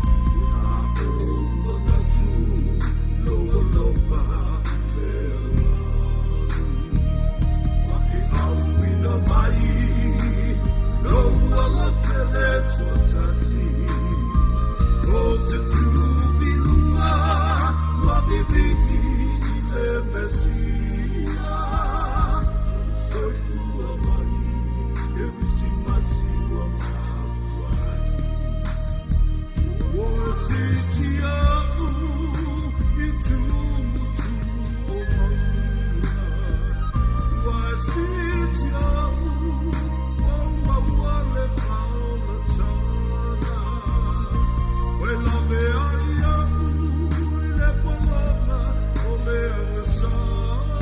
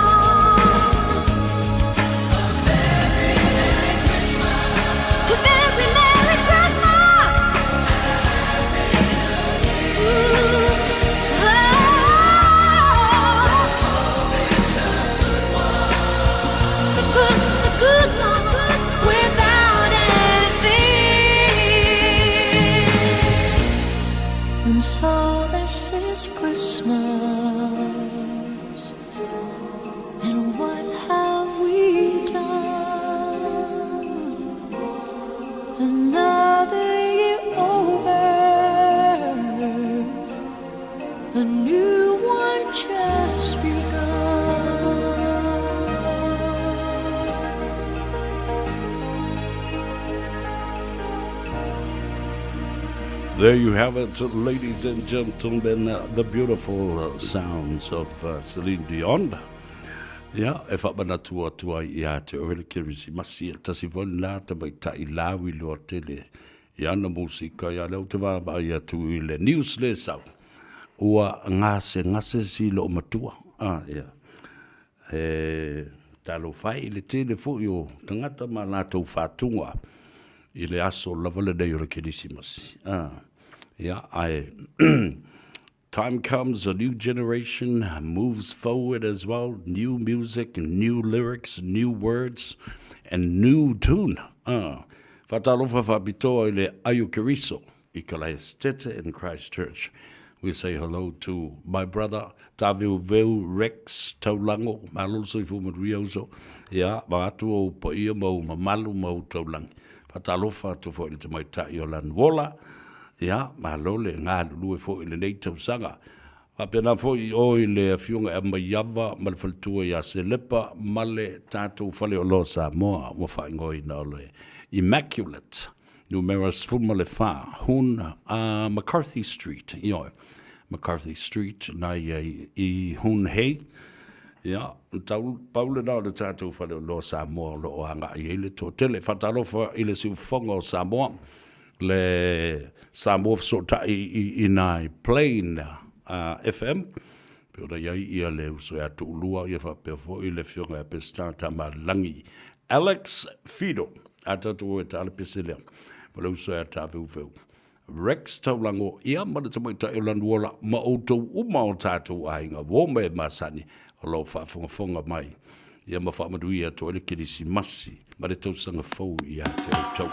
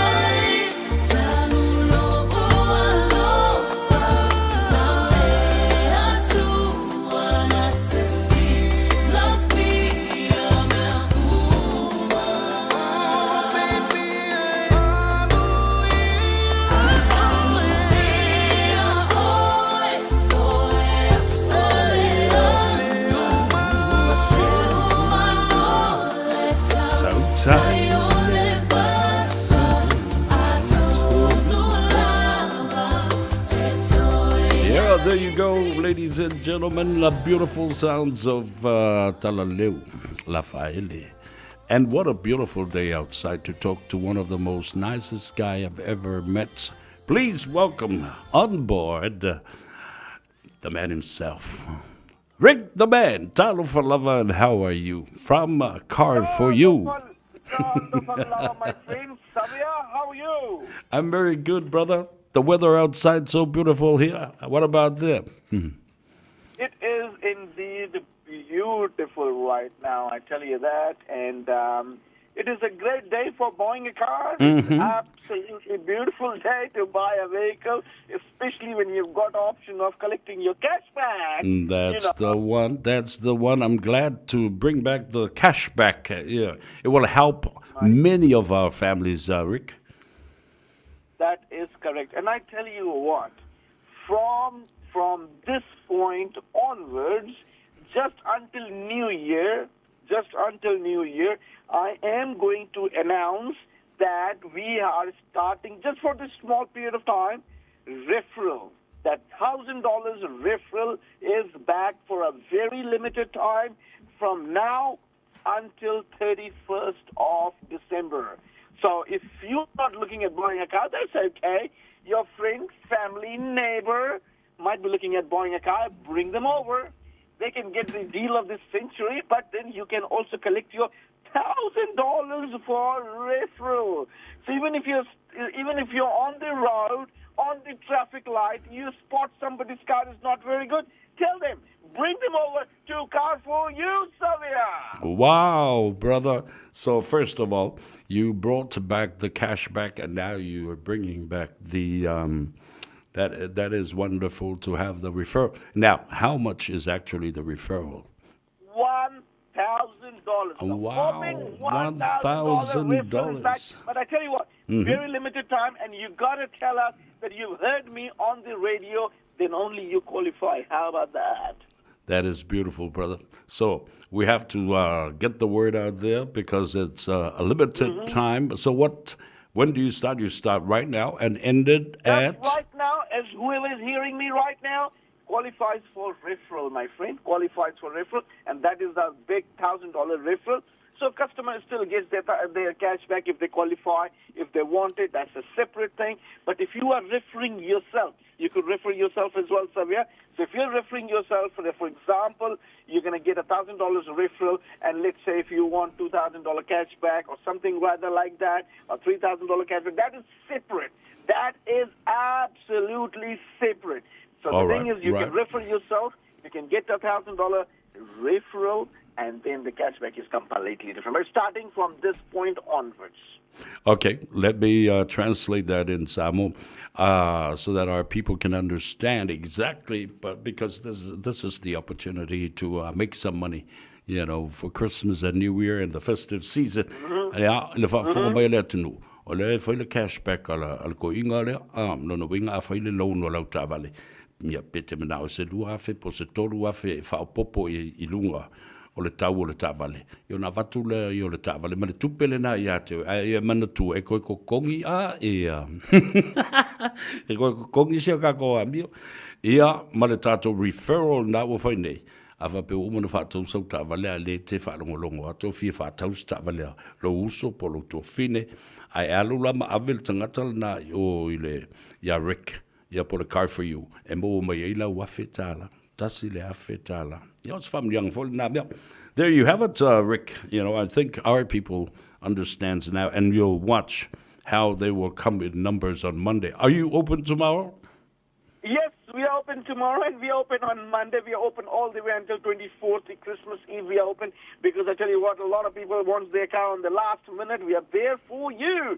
Car for You is for you, as you know, my friend. And don't forget that even if you don't have a driver's license, you want to purchase a vehicle, more than welcome at Car for You. You've got to be working full time, which is the most important part.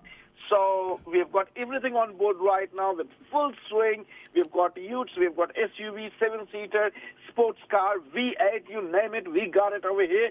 And we've got more stocks coming on Monday as well. So don't delay. Apply today at Car for You. Give us a call on 0800 227 4968 or come and see us at number 298 Great South Road in Manurewa, my friend. Thank you very much, Rick. You have a beautiful day of what it's left in the afternoon, and enjoy the sunshine, and we'll catch up with you on Monday again. And have a great one, Rick. Thank you very much. See you soon, my friend. Thank you. Bye. Bye for them. Yale na. Ole tamaito inala. Ole makwa imali. Rick the man, it's a mo le la tu telefonia le se tongi. O valu salau, lua fitu fa iva ono valu. O valu salau lua fitu fa iva ono valu. E faisiti leo le afo le lotoalea. Amata tu le lua salau iva valu si o le tolu salau. Great South Road i manu rewa. Le tatu o tale pese kirisi masilia. Ya. E wha marui atu ai I a te oe. O le pese kirisi masi na langi ina. Ele au fai pese a le ekalesia metotisi mai Amerika Samoa. I le afio anga o whananga tongo. Usi le whafonga.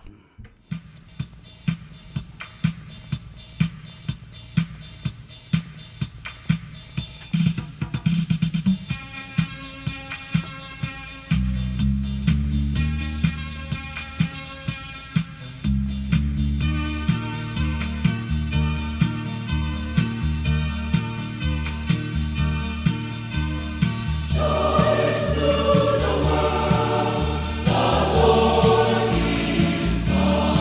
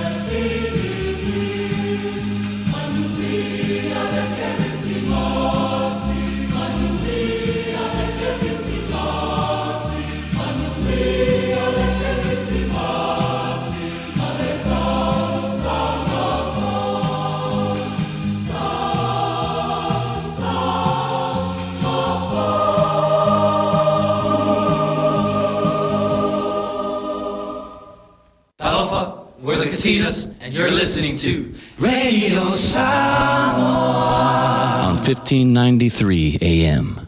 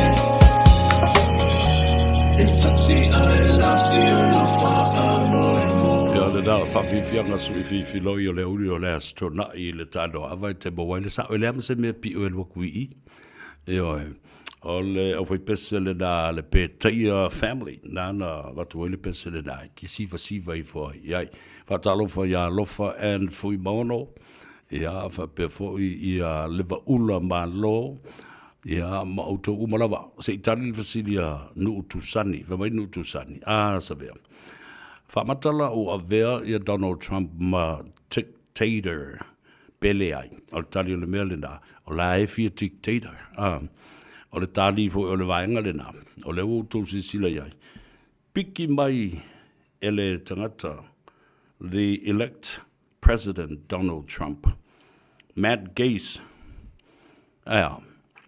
te leo mōrianga, lale wā lai una toi wha mawai, whai Maloia City, lai lole le Donald Trump, mōrianga e fia lai whaasanga i le li Loia City. Ai tangwa a mai ton, wā neila, ia lea la ua wha mawai i le li o Matt Gaetz, because he knows there were criminal charges against him, but still Donald Trump put him forward as the Attorney General. Yeah, tasil na tali ate. O fero el fa ke mukala, se fa ke mukala si la le mea le na nu. Ele ai. Au mai maistanga ta soli tu la fono, i te tonu o lana administration. Yeah. Fika ne oe la tau ia le na mata upu, au mai i te tonu, ma Elon Musk, a o lea na whaalu le miliona ta la Elon Musk, e whaatau o le palota. Ia o le nā fo e lo loma, ia le namata upu le whaamsidonga. Ia. Ai, manatua fo i o le vai asuna se ima vai atu nei. Ma nafi. Sa utale no antua i le mata upu lea.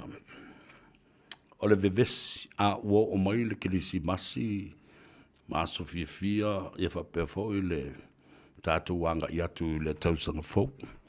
Ma tau puonga onga o lo whenga i nei ma lea fio anga o le au waa. Whatasi ai fo i ma lea fio anga o whenga. Tulou tau langi. Io, tulou tau langi o nuu ma fio anga nei. Ai, mana tua. O le ta, e umarone vai aso lea songa fua ma lea so lua le vai aso lea. Ma lo lo longa alwenga al whamsinonga se iau lia le masina o Ian Wari. Ai o lea lava ili i whaia le whaamsidonga lona tolu. E whaatolu ai o na su ina le mata upune nei.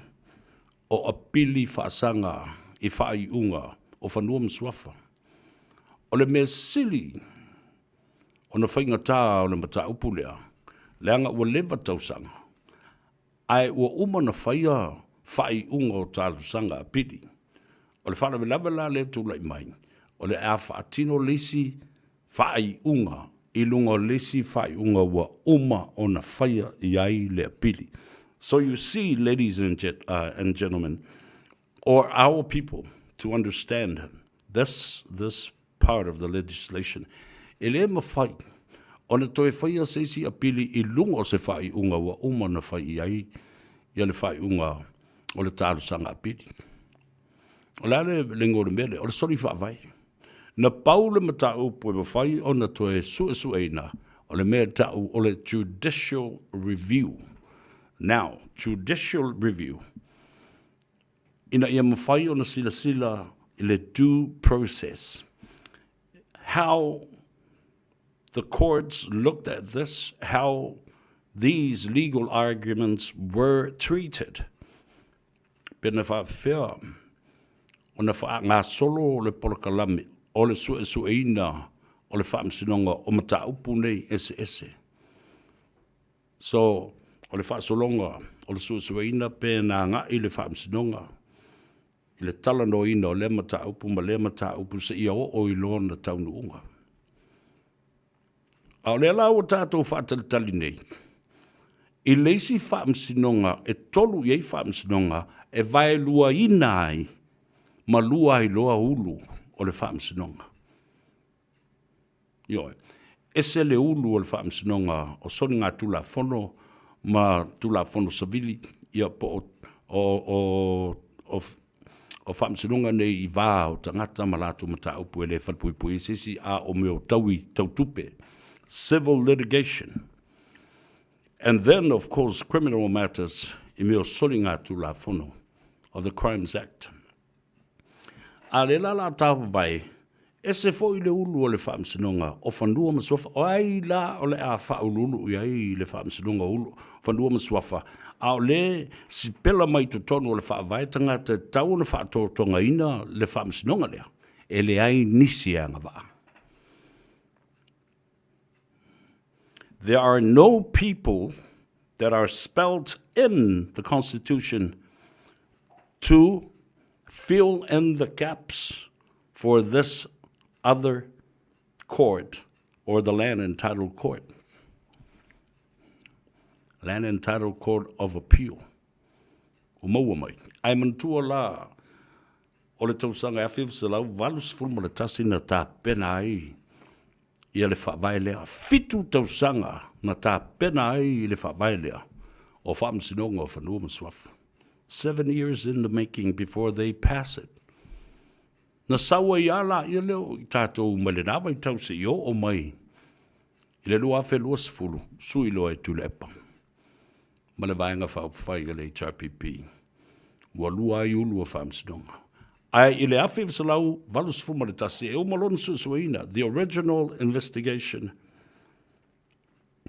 of the matter within the courts, the land entitled court, e umalo lava na susu el mata upulu na ina, whai lo ma le whai unga.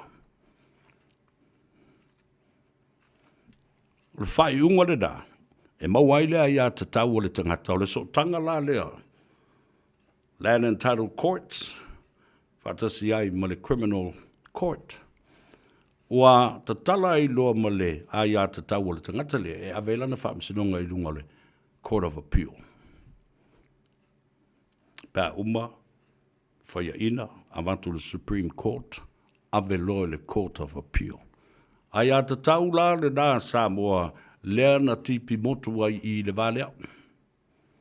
Wale o toi avea ni whaamsinonga, ma ni whai unga le whaamsinonga o whanua maswafa. I lunga o le Supreme Court, po le Court of Appeal, e loke e la ko uma pingi e ima uma e lia mai i. Le to iei sa ia tau ave ile mta upulunga. Mea la le nā le utu. Ma o le popo lenga fo le nā. Lena sa noa ia i le fiunga i le li i Whamsin City. Simativa Perez. Awa a whai ai moea le mata upulea. E le whai i ai se whai unga i le vai aso lea. I le asonga fua po le ansolua a o le i malo lo. Asonga fua asolua asolulu. O le no winga e lua aso tauna whai e se whai unga le na aso ngafua ma le asolua. Asolua sifu ma le tolu ma le lua sifu ma le whanu vai aso lea. A o le i tapunia, tā walunga, ma malo lo ngā luenga ale whamsinonga. Te au li atula ia lea. O le isi lua vai aso. O le masino Januari lua whelu sifu ma lima. Alan me le tātou te pole iei. Tātou te pole i le lava tau fiofi. O le umaya i le wā o whenga. Whapena fo i leo wā.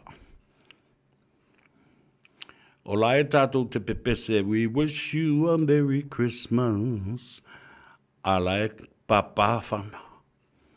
Ta e lalo mori ma whamalama o whale o isi ainga.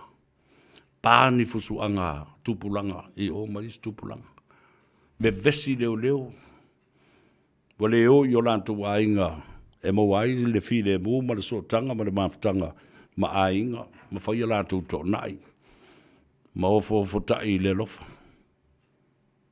Me nai ale ina whai atu. E pa ure melea. I lunga o tau au o li i ma whai pule. Ma whaafea ngainga. Whatasi ei ma whai pule. O tō se sila mai. O le whai pule o le awa. O le fionga i asala pinati. O le whai pule sinia. O le vaenga whai atu le epa male HRPP. Whai pule o whenga. O lea. O le si fo i tamali. O le whai pule le sunga i a maulolo. Tavita. O le whai pule o le HRPP. O le mawhaila e lato te tai. O na au mai whai pule i e lua. Mai e tui le epa.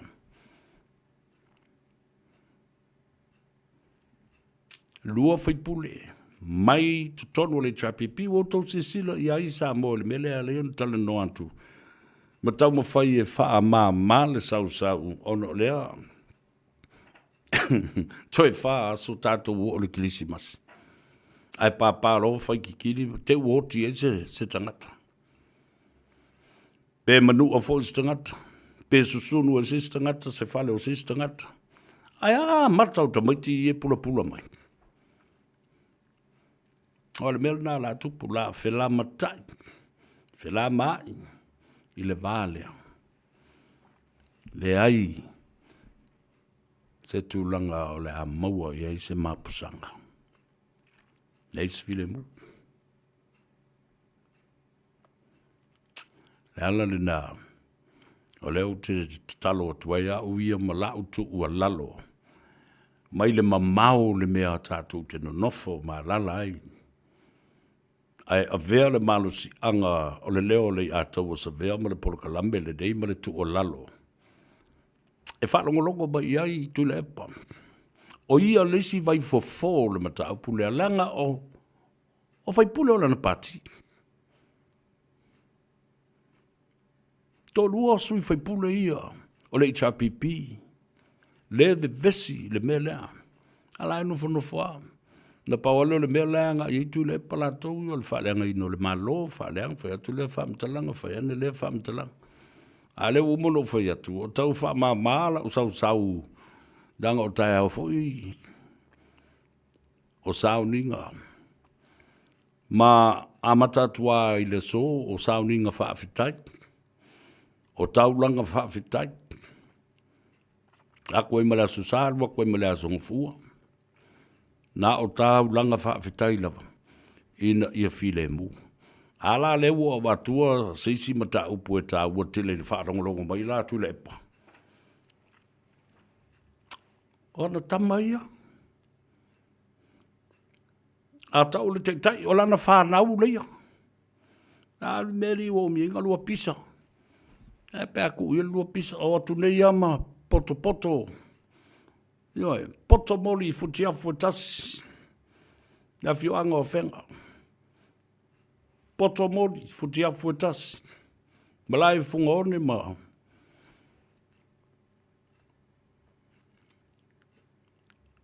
Fai se tala. La o mai a so fia. Ele o mau mavavane. Ma tā mau i tutonu o fatu ma nganga o tangata.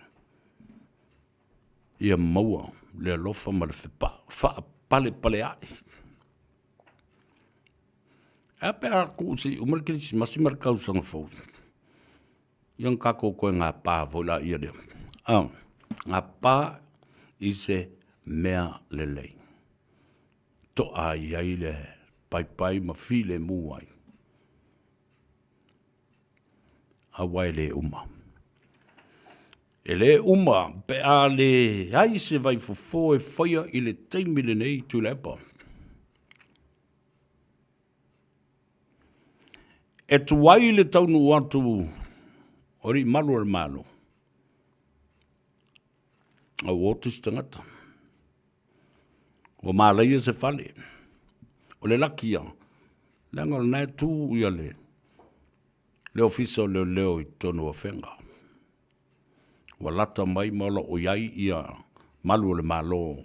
O lato ngā lulue. Ma whai o lato tiute.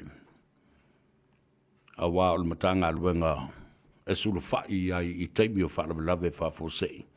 E le malolo. The emergency services of the police department will continue to work 24 hours, 7 days a week, because it is an emergency department, just like the hospital, the general public hospital. A tātou talanoa fo ia na while o se vainga ai o se langona e whātupu manatu. I tai o le tunu. Ai maisela. Awa ele mwhaina saufia me. E fo le vālea. Leanga ele o ni whaipule o lona i tu malo. A pōni whaipule. A lana whainga malo. Po lana whaafale tui. Stasi nao au wala e mawhai ona whasoso ni ai. I le sunga atu lepa i le mata upule nei. A wae patino lava. Patino lava. I to tonu o lana pāti whai. O le talo le nā. A watu o ta oto atu i au tafa o le te tai o le tuangai. Pe mawhai o na whai i ai se vai fō.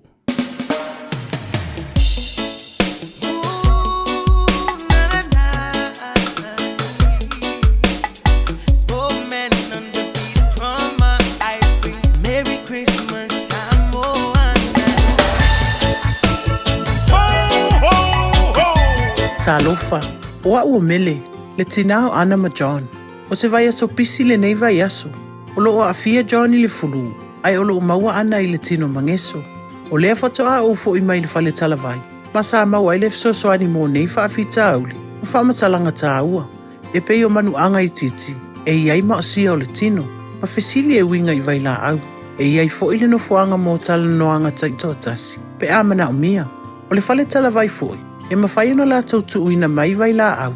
Mo isi ngase ngase. Mawhaatino e matui pui pui. O lunga o le healthpoint.co.nz e te mawai whamtalanga o le whale talavai i le taupi tonu. Talofa Samoa, o leo whangasolo whainga me alofa o aso whiawhia o lau tiumana wholesale autos. Tui in mailo sa, ma moa tuai sau se leni tolu after cashback, ai iai inga whaaptoa. A whio ane lo le tiumana wholesale autos, i le lua valu Ekensen Avenue i o Tahuhu, pe vala au deli pule i a ngalwan mana tai ngalwan mana, i le lua fitu ofa ouro fitu. Lua fitu ofa ouro fitu, po le over se lau whaono lua ono lua tasi. Over se lau whaono lua ono lua tasi. Tiumana o le tali ole, yoi. Talo whanawha tia roa, ua te tala na neile o unanga e veni, mo whaataunga i au ki lani ni sila. Numero tasi John Coulter Drive, i le Auckland Airport Shopping Centre. Tau whatapatonu lava le warehouse ma le countdown. Lau whale o fula wiloa le e veni, Auckland Airport Shopping Centre. Beta Drive Doctors, i le taulanga whaatau i maangele, whaapea manrua. O le vainga o so ngase pe amana o mia.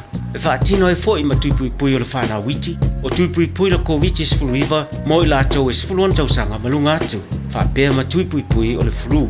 Wala au telefoni, lua lima fitu, walu lima, iwa walu. Mo so wanoe whaatino ai nei au nanga. O fisa fo maa i maangele, i taftafane o le McDonald. Aman rewa, i taftafane o le Faletusi po le Public Library. Beta Drive Doctors, Clinics.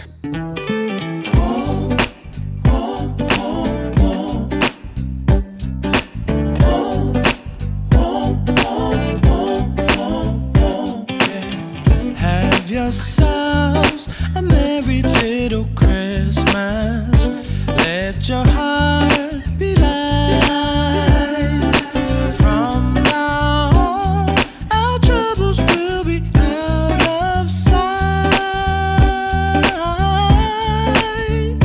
Ooh. Have yourself a merry little Christmas. Make the Yuletide from now on, our troubles will be miles away. Ooh. Here we are as in olden days, happy golden days of yore. Faithful friends who are dear to us, gather near to us once more.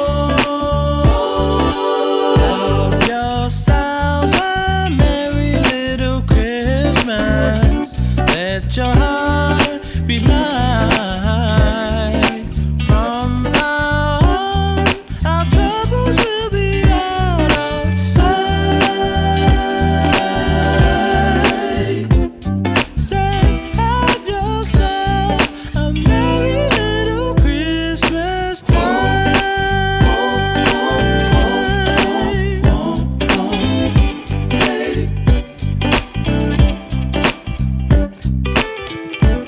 Yourself a merry little Christmas. Make the Yuletide gay. Said from now on, our troubles will be miles away.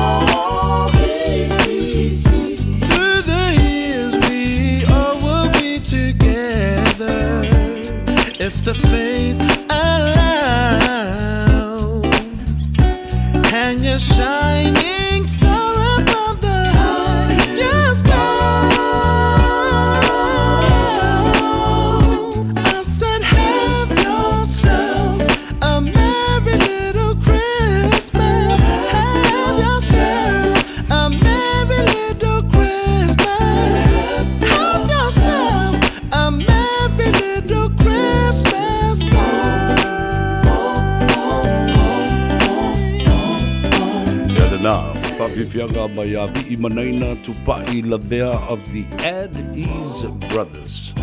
Ia mau te tala toi foi male tātou reina. Mo lātou lo fia bori o lātou lo whaanga ma whaamianga. Ole kirisi masi male tausanga for what a beautiful opportunity for you. You know, call the number. Tolu fitu tasi lima iwa tolu. The time for you to voice your alofaanga and having a Merry Christmas to your friends and families.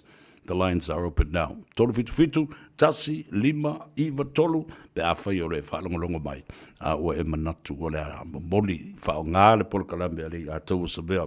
Le tāno awai le asto nai, e moli e iolo whaanga. Ina iau a inga, o mātua, ya mai se mori atu lo faanga ma faamianga o Krismasi ma le tausanga fou. Ina I ta mama tina matutua umole tunu tua asina sina o whaalaput potonga o I lātou o lo iai tonu o whale o tangata matua. Ya mai se fo I lātou lo whaalongolongo mai mauta malawa. Ia ma mauta ngase. Leo tala tātou leina tātou o leina tālofa balolo se fubanuia. Tolofa tālofa lava lea taua sa mea tangaloa matua. Yeah, sound. Yeah. Oi leilunga. Brian, woitalo fai. My lord, so if woman we long time. Yes, of course. And I'm glad to hear your voice. And talo fai. Yeah. Fai lo fam dianga. Pia moli atu ni walo faanga. Mole tangata le na soa ele taavale lumolo fale. A tono lo whaafufonga mai o na inga talo whae malingi loi mata. Talo whae. So, alawa le pāsika le tangata. Le ta vale, o le lai, le alawa lo whae susu e ngā leo tu mua luma lo whale. Fire engine e tolu. O ta vale leo, wale ma whae taulia, all the way down to Moya Road, Ilalo o Elizabeth Drive. Yeah. Olo no winga la o West Auckland. Talofa. Ua tangi lava le tangata lea na manua. Aole I taunu mai leo na soa le taavale. Le lea le tangata lea na manua. Dutiti o lalo le bus stop. A lea lava lalo vaisu suenga I le pasika lea o lo tatia pea. Moliato o alofa. Iau a inga pe a whai o se Samoa. But if you're a Palangi, you know, my condolence to the man that if you're Pilangi, by the car. De la malanta tia, talo fai. Palingi lo mata pe ava ya si ya il sai a so le la va lo fai suenga. Ele avese le wheel le motorbike. E o fo ile na soa. O so le fa tu ta vale lungo le mutia, ale si ai. Ai kamoe. O ke vai ko se island. O se island person. Ia nga kamoe lea. E la po ale sia li. Wale o kamoe ku wale mwenga moe wa fa sia en arena place. Ia ka vituri mai lo ni sitino. O ka moe e pue. Ia wale va o mai ele au mai le kangaka. So I don't know po fianga la fiai. Yeah, fa mamayo o lo fanga nanga ele o se crime reports. Ya mo a inga ia la tole tangata. Na saule ambulance ave. Yeah, le. Yeah, ole telefonia tulea. E momoria tu alo fa. Fa tai. Ile a inga lea o tu puai fala vela vele tangata. O umala na ave ambulance, I don't know why it no fono makuele ma fainga safari fafo. Yeah, le. Ya wala ko ile fainga la lo le lifio ki nga vai ia le la o fainga ai. Yeah, wale le tina, malwir Krismasi ya toi. Alo tele atu famani atu Krismasi la o fionga. Yeah. Mai au fainga luenga atoa. Yeah. Mai ia tai atu so fua manuia ile tau sanga fo. Faftai tele lava. Merry Christmas and Happy New Year to you all. Ia faftai, ia fasoifu ia. Ia lena mai a maua lea no le tātou whamanuia I Krismasi. O te li potia mai ia se whaalawelawe tau ta vale o lo kupu I kafkafo lo whale. Awau awa vai ko I leo. Ia alanga o lai concern ia Mrs. O'Brien I le ola o le tangata lai. Paole me o le tua ku I luma ngare lau porkiko mare. Hey! Merry Christmas! Talofa malo se fumaria. Malo se fua I lau fionga le ia taua. Ia. Tau no ia. Ia, mole atu alo whaanga Christmasi. Mo lava na mole alo whaanga Christmasi na yo mātua whaleanganga si o mātua e kalesia. O ngā tai māsau, malwhaltua ia talangafa māsau, man no whaalo, man ia tele Christmasi, whapea foi, si o mātua e kalesia me tisa moe man kau. Ia i tamali i whailaunga, whaletua matausi sa awao le au manga e o lava i se wau pito i titi. E sili le tā o whaileanga i tua tele. Whapea foina i o tamā matua uma, tina matua uma e maisero sa o whainga. Nai o tina malolo, man malo, ia Ferila Seve mai longa noa. Moli atua i alo whaanga Christmasi o maa ainga lava ainga si o tamai sa tawa sa fata, mulivai sa fata, maninoa si umu, whapea foi, a ingol toi ina i mlai malu i whale alili, msale longa sa vai. Moli atu foi alo whaanga i nai o uso i levin, ia fiuso sene, ma ana mal whanau, whapea foi si o uso i a penina. Moli atu foi alo whaanga i ia panga maria i opu, whai valum tai tuunga, whapea foi tamaita i a cheni wha. Moli atu alo whaanga Christmasi i a Patea Kalewati Malistinaya Wangaluri. Ia whamania tele lava Christmasi maltau sang fofa pe foi sunga i whawhiangainga o pātele o so swani mai se so whawhiangainga so se kalesia ia manu ia tele Christmasi nei tau sanga pe foi tinaya sfai muipu male whanau o papukura. Ia manuia Christmas fa pe foi alo faanga ila o fionga sa vea mal faltua mal no faalo ia manuia Christmas fa pe pulenga radio sa motas lima i vatolu ia alo faanga fa manyanga ia vati ia Matalena Robertson o papkura fa style lava mo le no manuia le aso manuia foi le Christmas ma le tau sa fo fa so fuia Matalena talo falava le swafa ia o fialo fani fa kalo fa kula o fionga sa talo fa fani ia saudoia Whaftai lava e lawa fionga savea o lea o ia iopu whaivalu mal whatua whapea foi le sun whawhengai a vili ieru mal whatua uia lava le Christmasi ma tau sanga fau le sunga le whawhengai ma lo pensione tanielu ma mea mal whatua whapea le sunga le whawhengai a tuinga mala mal whatua Henderson manguia lava le Christmasi ma tau sanga fau al paki so te ria ma le ainga atoi o taro whapea maonge whewheau ma lo mal whatua ia wala wakua ia lo whaanga o Christmasi ma tau sanga fau ia lo whaanga muli le mo la lole le ayo keriso po le ayo fungala au matara whaalongolongo mai lau sunga whawhengainga o sana mal whatua whapea foia sa polo mal whatua ia lava le Christmasi ma tau sanga fau ia whamangianga nga wainga uma woma e masangi ko inga makua malo makua makukua lava lea makua ke wheoa i pōmao manguia le Christmasi ma tau sanga fau ai siri mola wa fionga sa vea whafkai kele soifua ma ia manuia le afiafi ia whasoifua ia tina whabrianga o le aso Christmasi ma le tau sanga fau o te whamanuia whapitoa tu lava I whai au nei o le mawhitanga whai au sa mo sa mātou ngā lue whatasi. I le tāwhatolo o le sairinga mālo o le whina wina o le tātou pili o le Citizen New Zealand o tangata Samoa.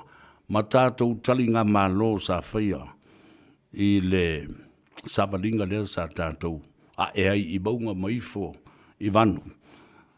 Tele o tātou saulinga sa whai ma tātou tali ngā mālo e pati whaafai ma o lātou whaafalitui. Avanto le whaamalo, ia, ma whaamanuia tu fōri Kirisimasi, ma le tausanga fau I le whionga ia patele. Michael Anderman Alipia, se ua muli. Whaafitai le whionga patele, le lava papale ma le unsa, ia mauale, fia ma le file mu, ua iloa, ua tau nuu, le tātou ngā ruenga. Ua taule ai o la penga. Ia, whaamduia whaapitoa. E le sunga le whawhengainga. File moni tu inga mala ma le whatua. Whaaftai I le tō wha ma le whautanga. Lo loto sa mwhaiona. Langona ai le mawhanawhana. I le toa o nei whai whiau. I upo o lātou saunoanga, ma lātou sa vali e mo moli whaaleanganga, whaaleanga nu. Ma lo, whai o le whaiva. O auto whaiva ma malu ma auto whaiva ma mana. A malo le tama malolo man malo.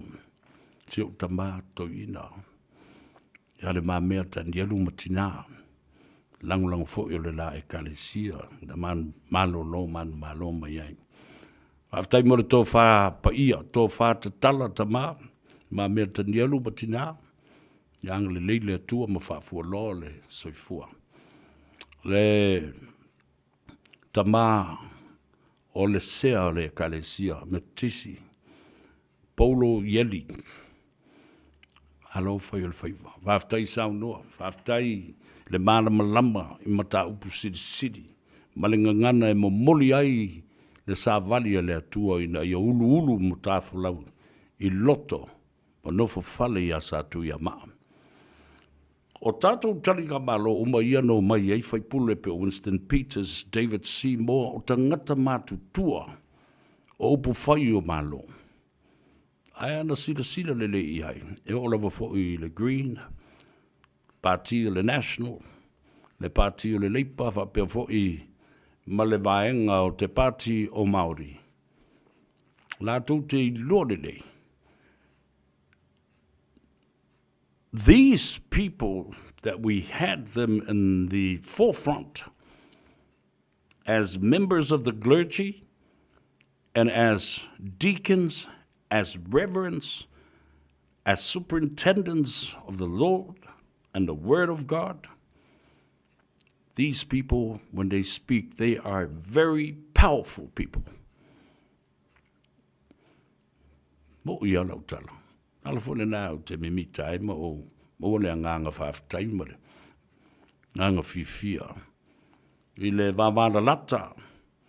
O so tanga ma ngā ruenga sa whaatino ma nei whaiwhiau.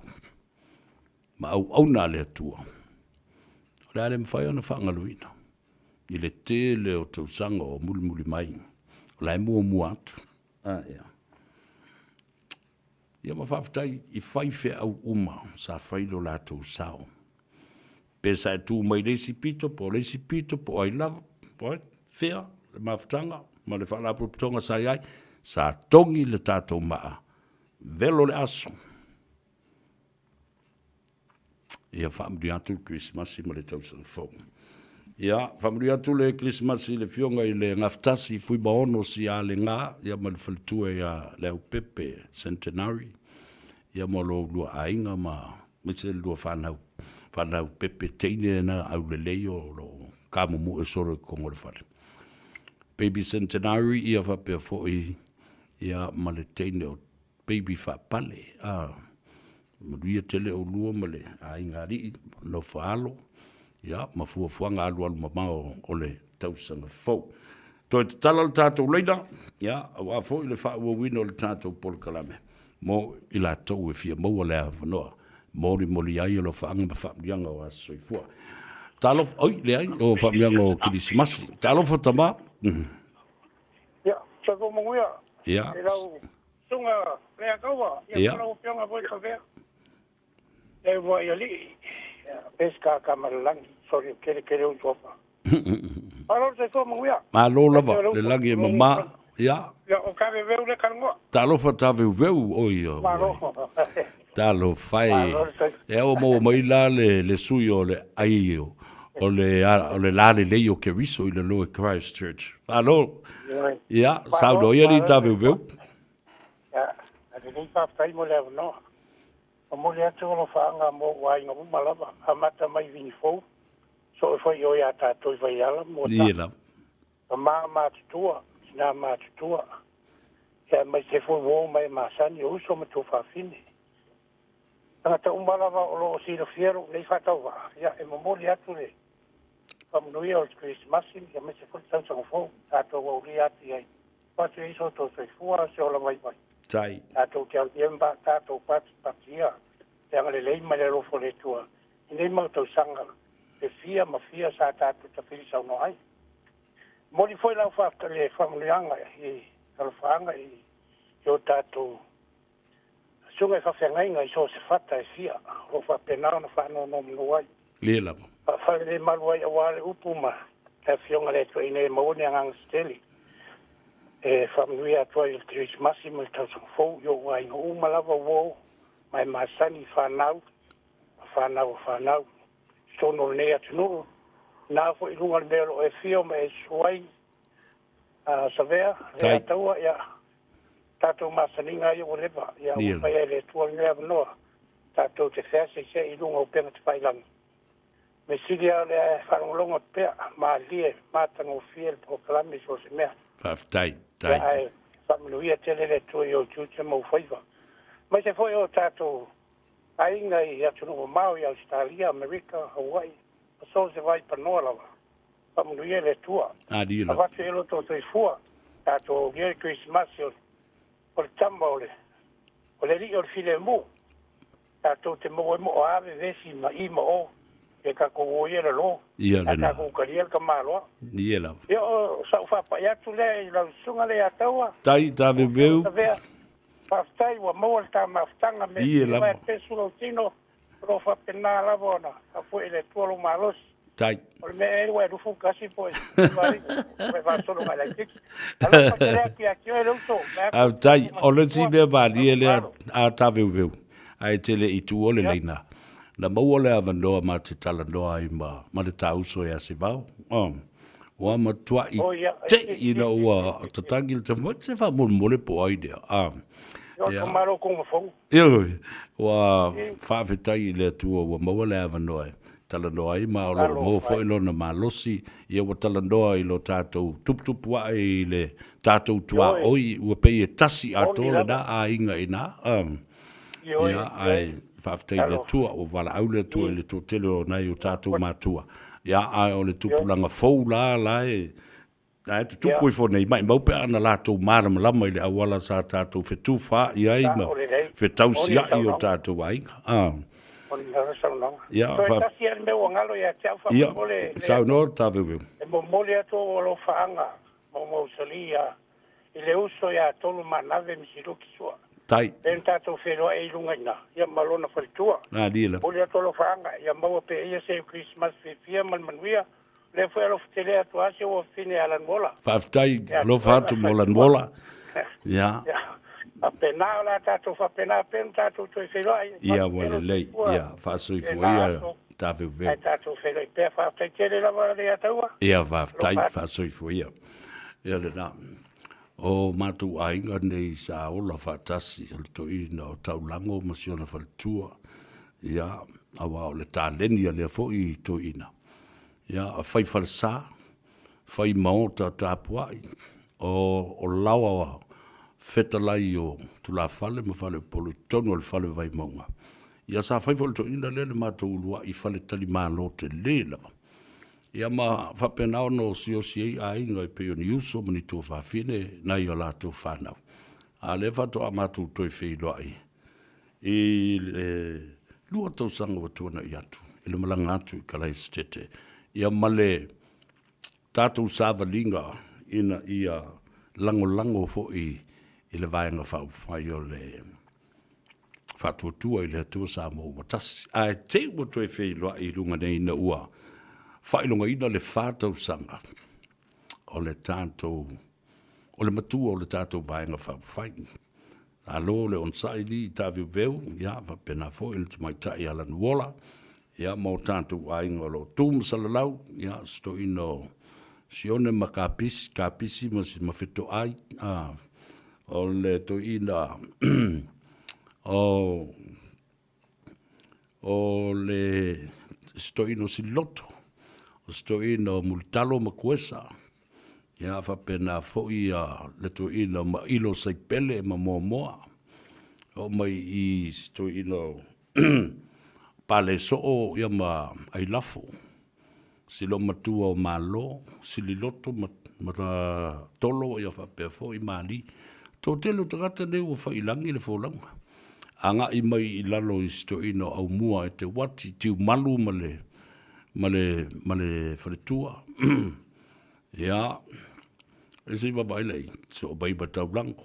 Ia, so mai ei male to ina o Tialino Aviata. Ia, male tina. Ia vau. Se ia tātou wanga I mai I le whale o le toina o Pawhiti mai. Au e lua Samuelu, ma siona foi a o iai ia le toina o Popea. E le ngalo nei tangata. Tātou o mai ina I le vai kāpisi ia stoina o mauma telesia.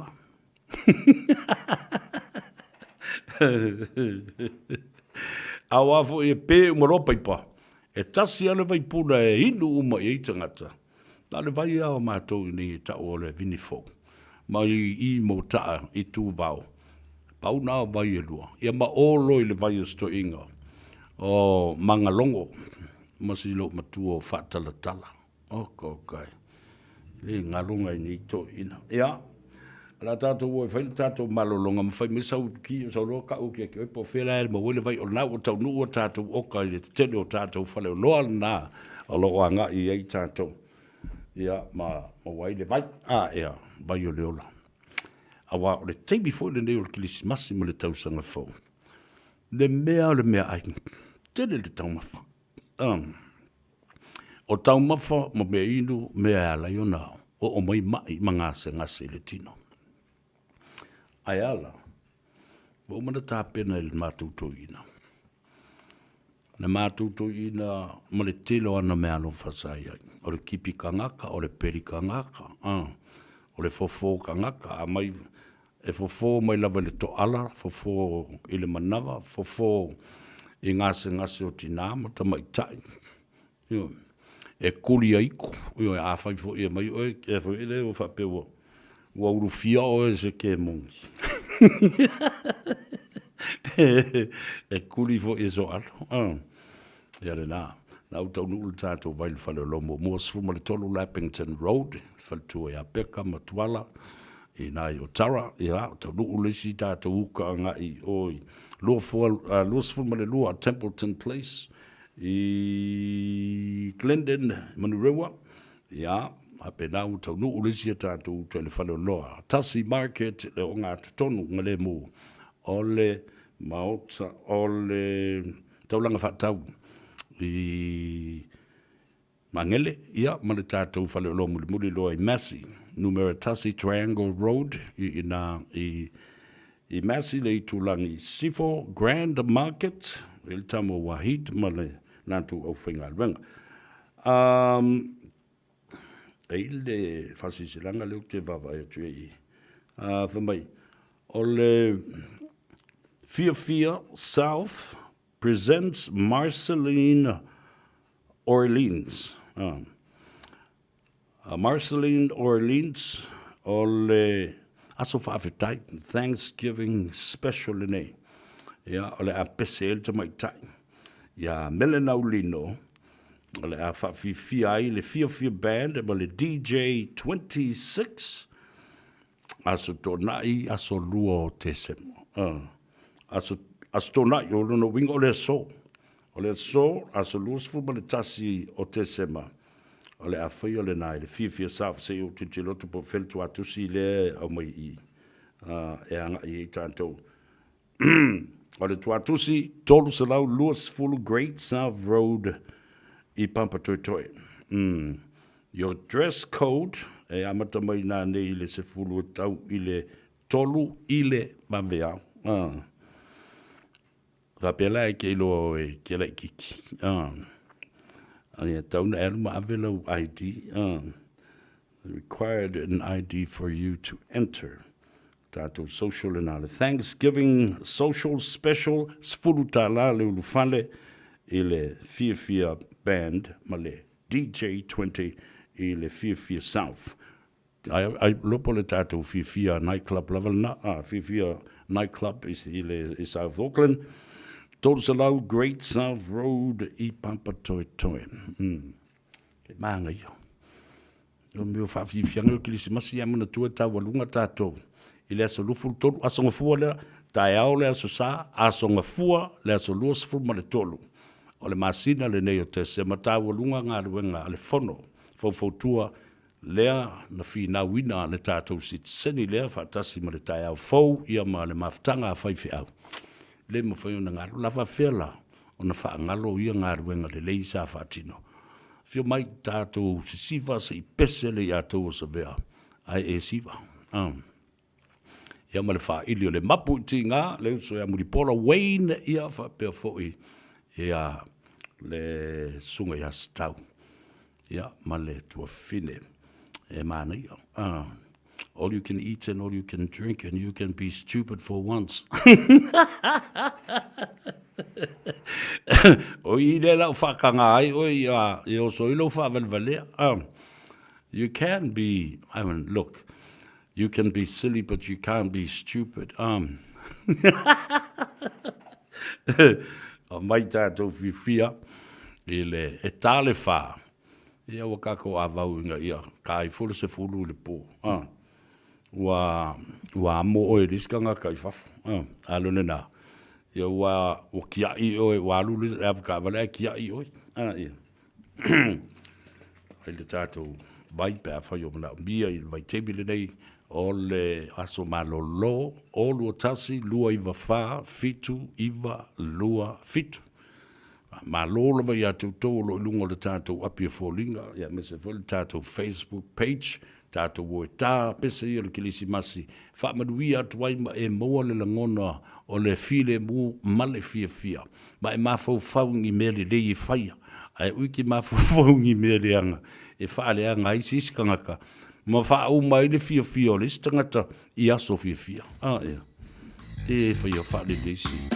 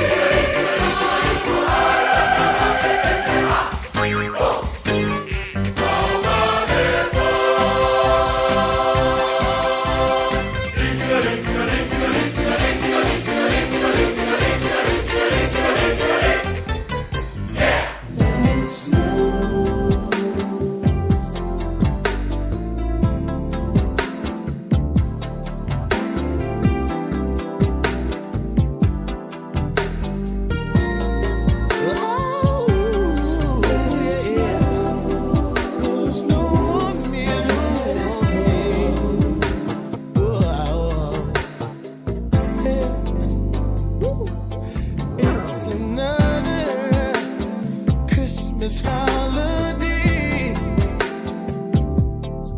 It's a joyous thing, let the angels sing, 'cause we're together. We gotta sing, hey, can't let it slip away. No, outside it's rain, it's sleet, when our bodies meet. I don't care about the weather. Let it snow. Let it snow. Outside it's cold, but the fire's blazing. So baby, let it snow. Let it snow. Yeah. Let it snow.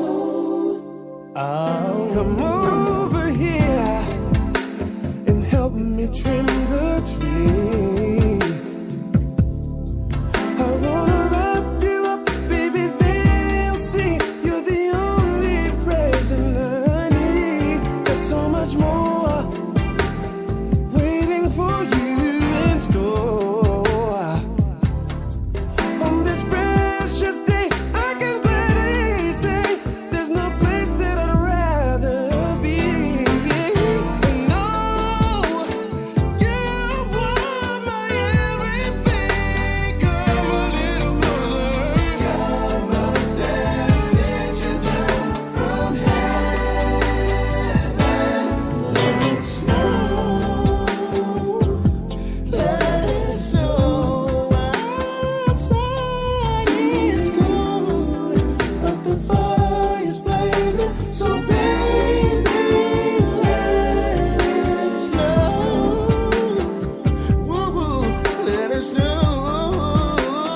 Yeah. Let it snow. Let it snow. Let it snow. Let it snow, baby. Let it snow. I don't care about the weather. Let it snow. Oh, let it snow. Let it snow. Let it snow. Let it snow. Oh, no, no. Let it snow. Let it snow.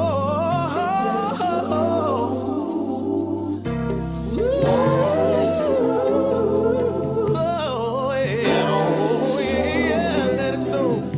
Let it snow. Let it snow. I don't care what the weather may be. All I need you to do is be with me.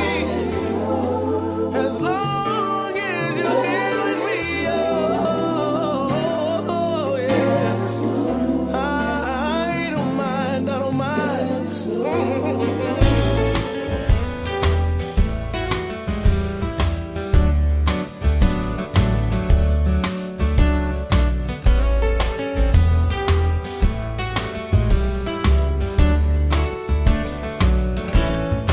Watatangi mai longo le kirisimasi, le lalo langi na faatali tali.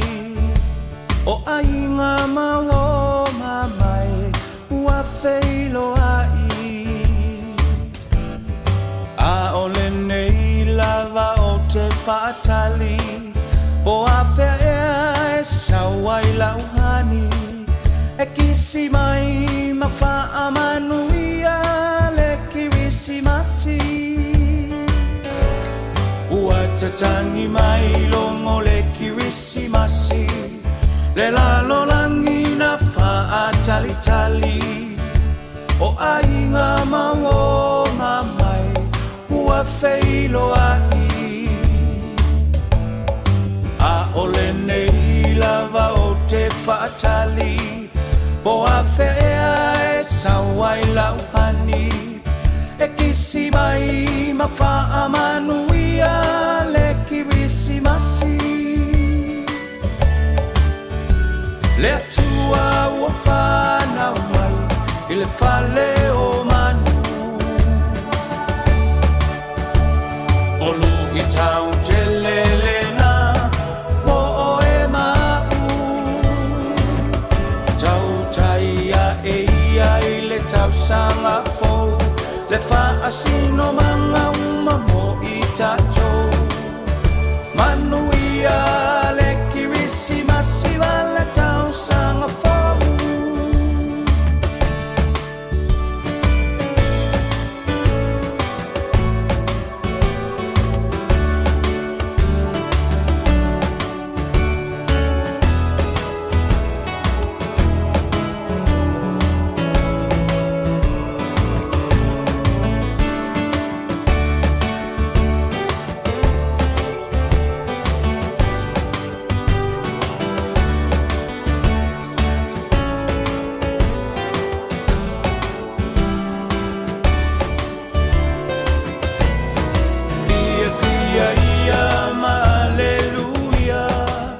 le tamalea na valo ia e lona ua le malo o ia foi o le mesia le mea lo fasili la valena le taualunga o le ne tausanga o Yesu o le pepe la fola fola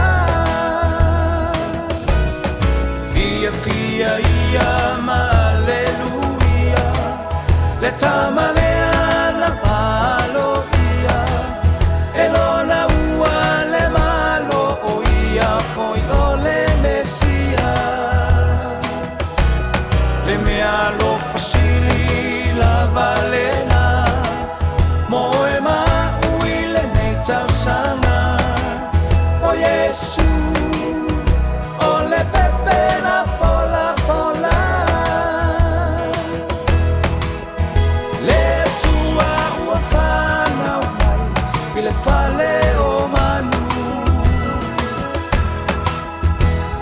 o lu I tau te lelena o e mau tau taia e ia I le tau sanga fo le wha asino manga uma mo I tatou manuia le kirisi masiva le tau sanga fau manuia le kirisi masiva le tau sanga fau manuia le kirisi masiva le tau sanga fau na whawhiwhianga ma le siufonga mātingo whio lo uso I a Palauri Taula Pidi ia po le telenga fo I a tui eri Taula Pidi e mamori atuai alo whaanga ma whaamrianga fo I o kilisimasi ma le tausanga fo whaamaduia whaamitoa tu lava I a tau uma o lo o lātou wa ia tātou maketi o le tātou vai o le ola ma le tātou vai fo I o le aboka le ngata I le whionga I atuala tau wātou pa utino ma le whalitua I a peka e na I Otara sifun ma le tolu Lappington Road after ia tu I nei tausanga e tele wa fitu le valu tausanga talu na tau do mai le vai ia a ua masani e fo I le atunu I le hanga I atu I nei noa whanga after I whamanuia le tua le wharongorongo atu o fau malanga mo Samoa ia o alava whamoemoenga mo le anga I luma o le kilismasi ma le tausanga fau leo mo pui le tu e lunga le ala tele ia pa o lunga fo I o valele I le whetaloloa ia ma fuafanga alwan mo mau apena fo I le tua fide a Maria Nive ia masiona a wainga mareta sa wanga mautou I le tātou maketi whaftai mo le nā au o nanga ua mautu wai ua lata I le 5 tausanga ana I le tātou whaloloa le nā ia mo le tātou vai o leo la lua sifuru ma le lua Lappington Road I na lua sifuru ma lua Templeton Road Paul Place I na Glendon Monroe hape nā mo le tātou Tassie Market le whionga le whasida ia tole foa Reverend Larry Tupai Lavea ia whape foi le uso ia whaola tane Peter Silver ia male au whainga alwenga ia whape foi le uso ia wahide I le tātou maketi le nā I le pitanu u leitu langi o Massey I West Auckland le nā whatalo whatu le uso ia kōlio mai ina i Christchurch, no whamri mai Kilismasi, whapena fōsila ngona, ia ma le uso fo ia ta veu Rex taulango ia ma le tamaitai, ia lan wola, ia ma utou uma o tātou ainga, o lala mapapa au I Kalaistete, ia maisi no fuanga. Napier and Hastings to tele o tātou ainga o o iai, ia whamri anto le Kilismasi ma le tausanga fau, whapena fo I o tātou ainga umalawa I Wellingtone, le nau mua I Wellingtone, o I nei au ki lani, mo me basani, ia mapaanga tō tino le siu whongo sa moe mese o tō tamamti nā mātutua, o le au whaipisi nisi uma, alo tātou watunu, o lo o whaonga ina le au ranga le tūtua le siu whongo sa moa. Polo kalame ese mai le asunga fua I tau I le aso asusa, mori atu le ngang whaftai, ia autou pisinisi, ia ola malau siusi, ia whapena fo I autou ati nae. Ia ma pisinisi lava fo ia ainga, o lo maita wina, ia le fionga atu le epa, ia whapea fo ia siana whanau ma le Dora's Market, ma tu le whamalo, ma le whaftai ia ngā ruenga le leo lo whatino, ia whapena fo I le Ulutoa and Sons, ia mao lātou ainga mātina e pe ona iai, ia le Ulutoa and Sons I Naimanga.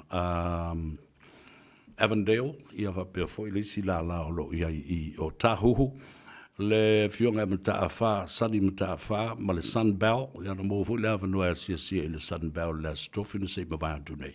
O ka le mātango fie fo I o le tau mawhainga fo I o lea tina ai le mātango fie o lātou tau mawha, Felesi, fresh and beautiful and very nice.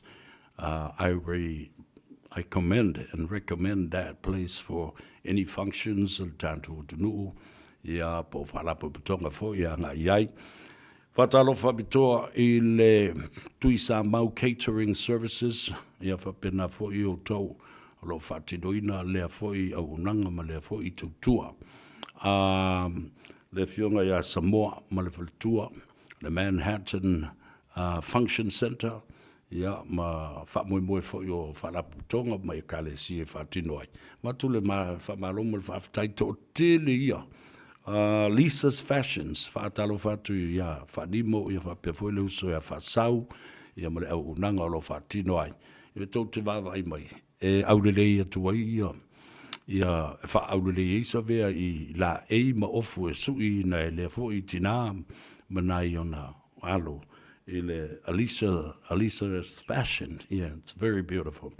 Yeah. Ia ngā mo utou ia ngā I tele o me whai a lea tunu. Alwe vai so ofu I da. Whapena fo na watu le whamalo ma le whaftai I le sunga ia matanga. A matanga ma le whaltua ia Bella I le Lee Hangs Catering, ia po le Bella Parker's Catering too. Ia mautou lo whatinoina le da o nanga ma le nā tautua ia Samoa. Awa le fonga tau mawhai me whai le usui o le whono. Ia po le tuua fo I o le malo o aso whanau, o aso whapitoa, o talanga teu. Ia tele me whai. Ia po whau unga foi, ia me ubana, malo antua I le tamaita ia Bella, ia Mac, ia po le Parker's Catering Services I Mangele.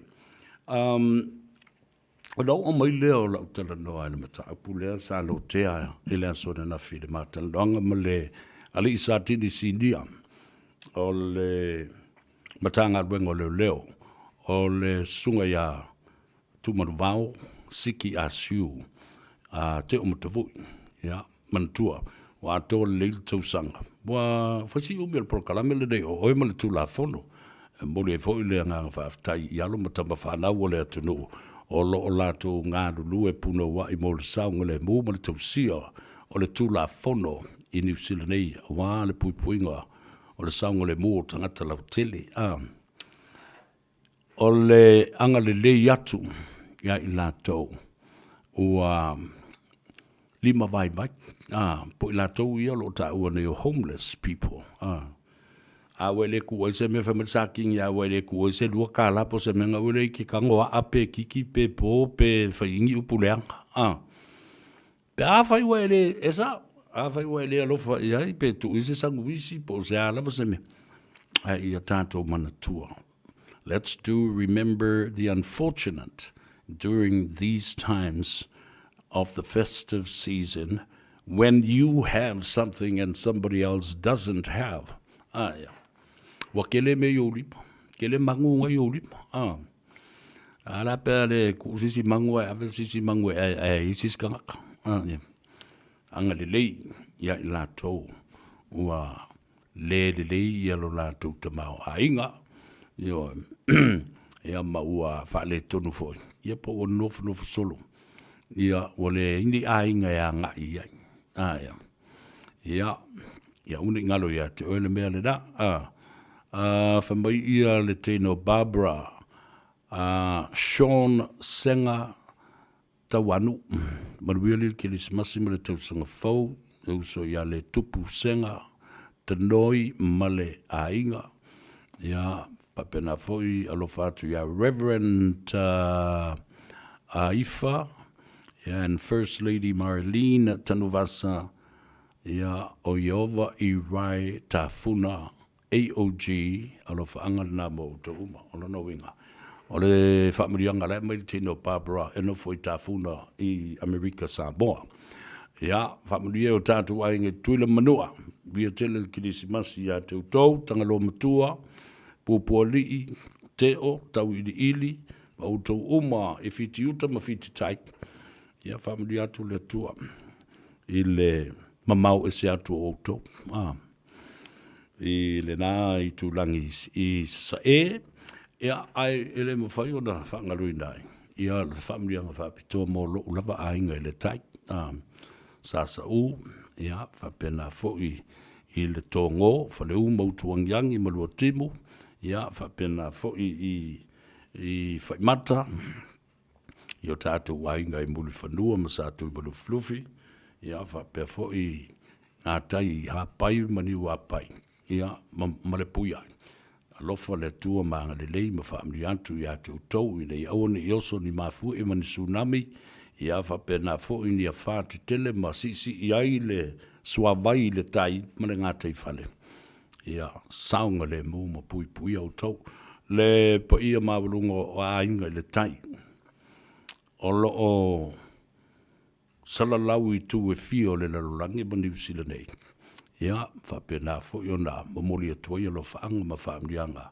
mo auto uma ina ia maua se kelisi masi fia ya ma se tausanga fau manuia atalofa ma faamluia le tausanga fau ya te utou tamo le matamatangi ya tua matu wale pata ya fa pe fo ile va fonti na yo tatu ainga le fionga le fai pule ya mau po mai ya ma le fletua ya vanilla ya le fai ona fa ngalot o tatu ainga ile va fonti bole to le fua lo tatu ainga fa talofa yo tatu ainga sa le utele falfa le ua mapu atu ma popo ia le saufa inga ina ua maea o na fili tanganga lo tātou wainga ma fae atu le swafo lo tātou wainga ia le utele I le fionga le tumaita I whamasino sinia ia le utele mata tuatanga loa ia o se tala fifia le nā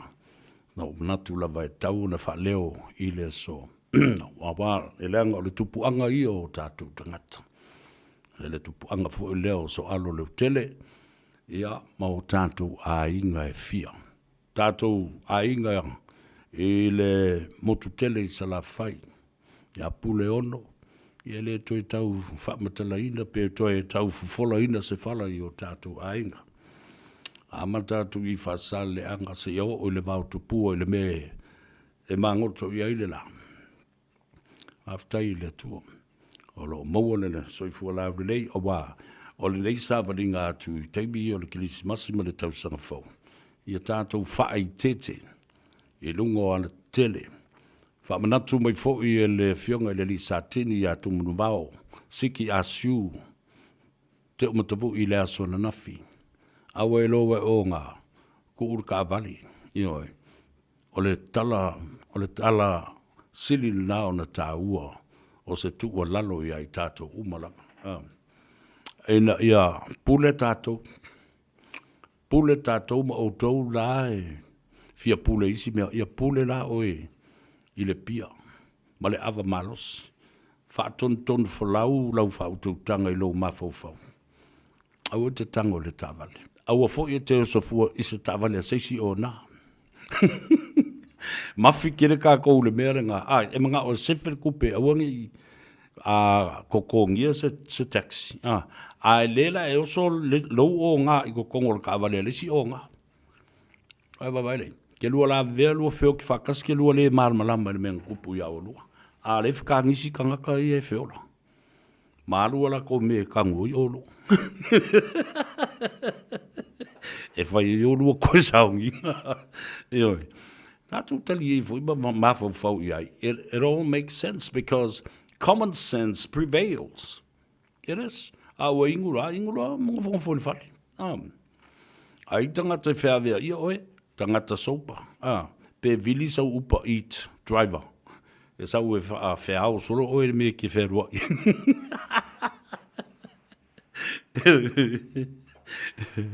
E whiu e wala ausi o ngai. E mai e waku e. A o whiwhif popoko isi o ngā. Ai. E vai meo re o ngā kaka e koe wala au mai e ako koe mai o kou o Liverpool. So ia so le a mio vale. Pea tuai foi lai kari ye mai ia sa ponga ma tamasa ma uto umale out west i lau tala le foi atu nei.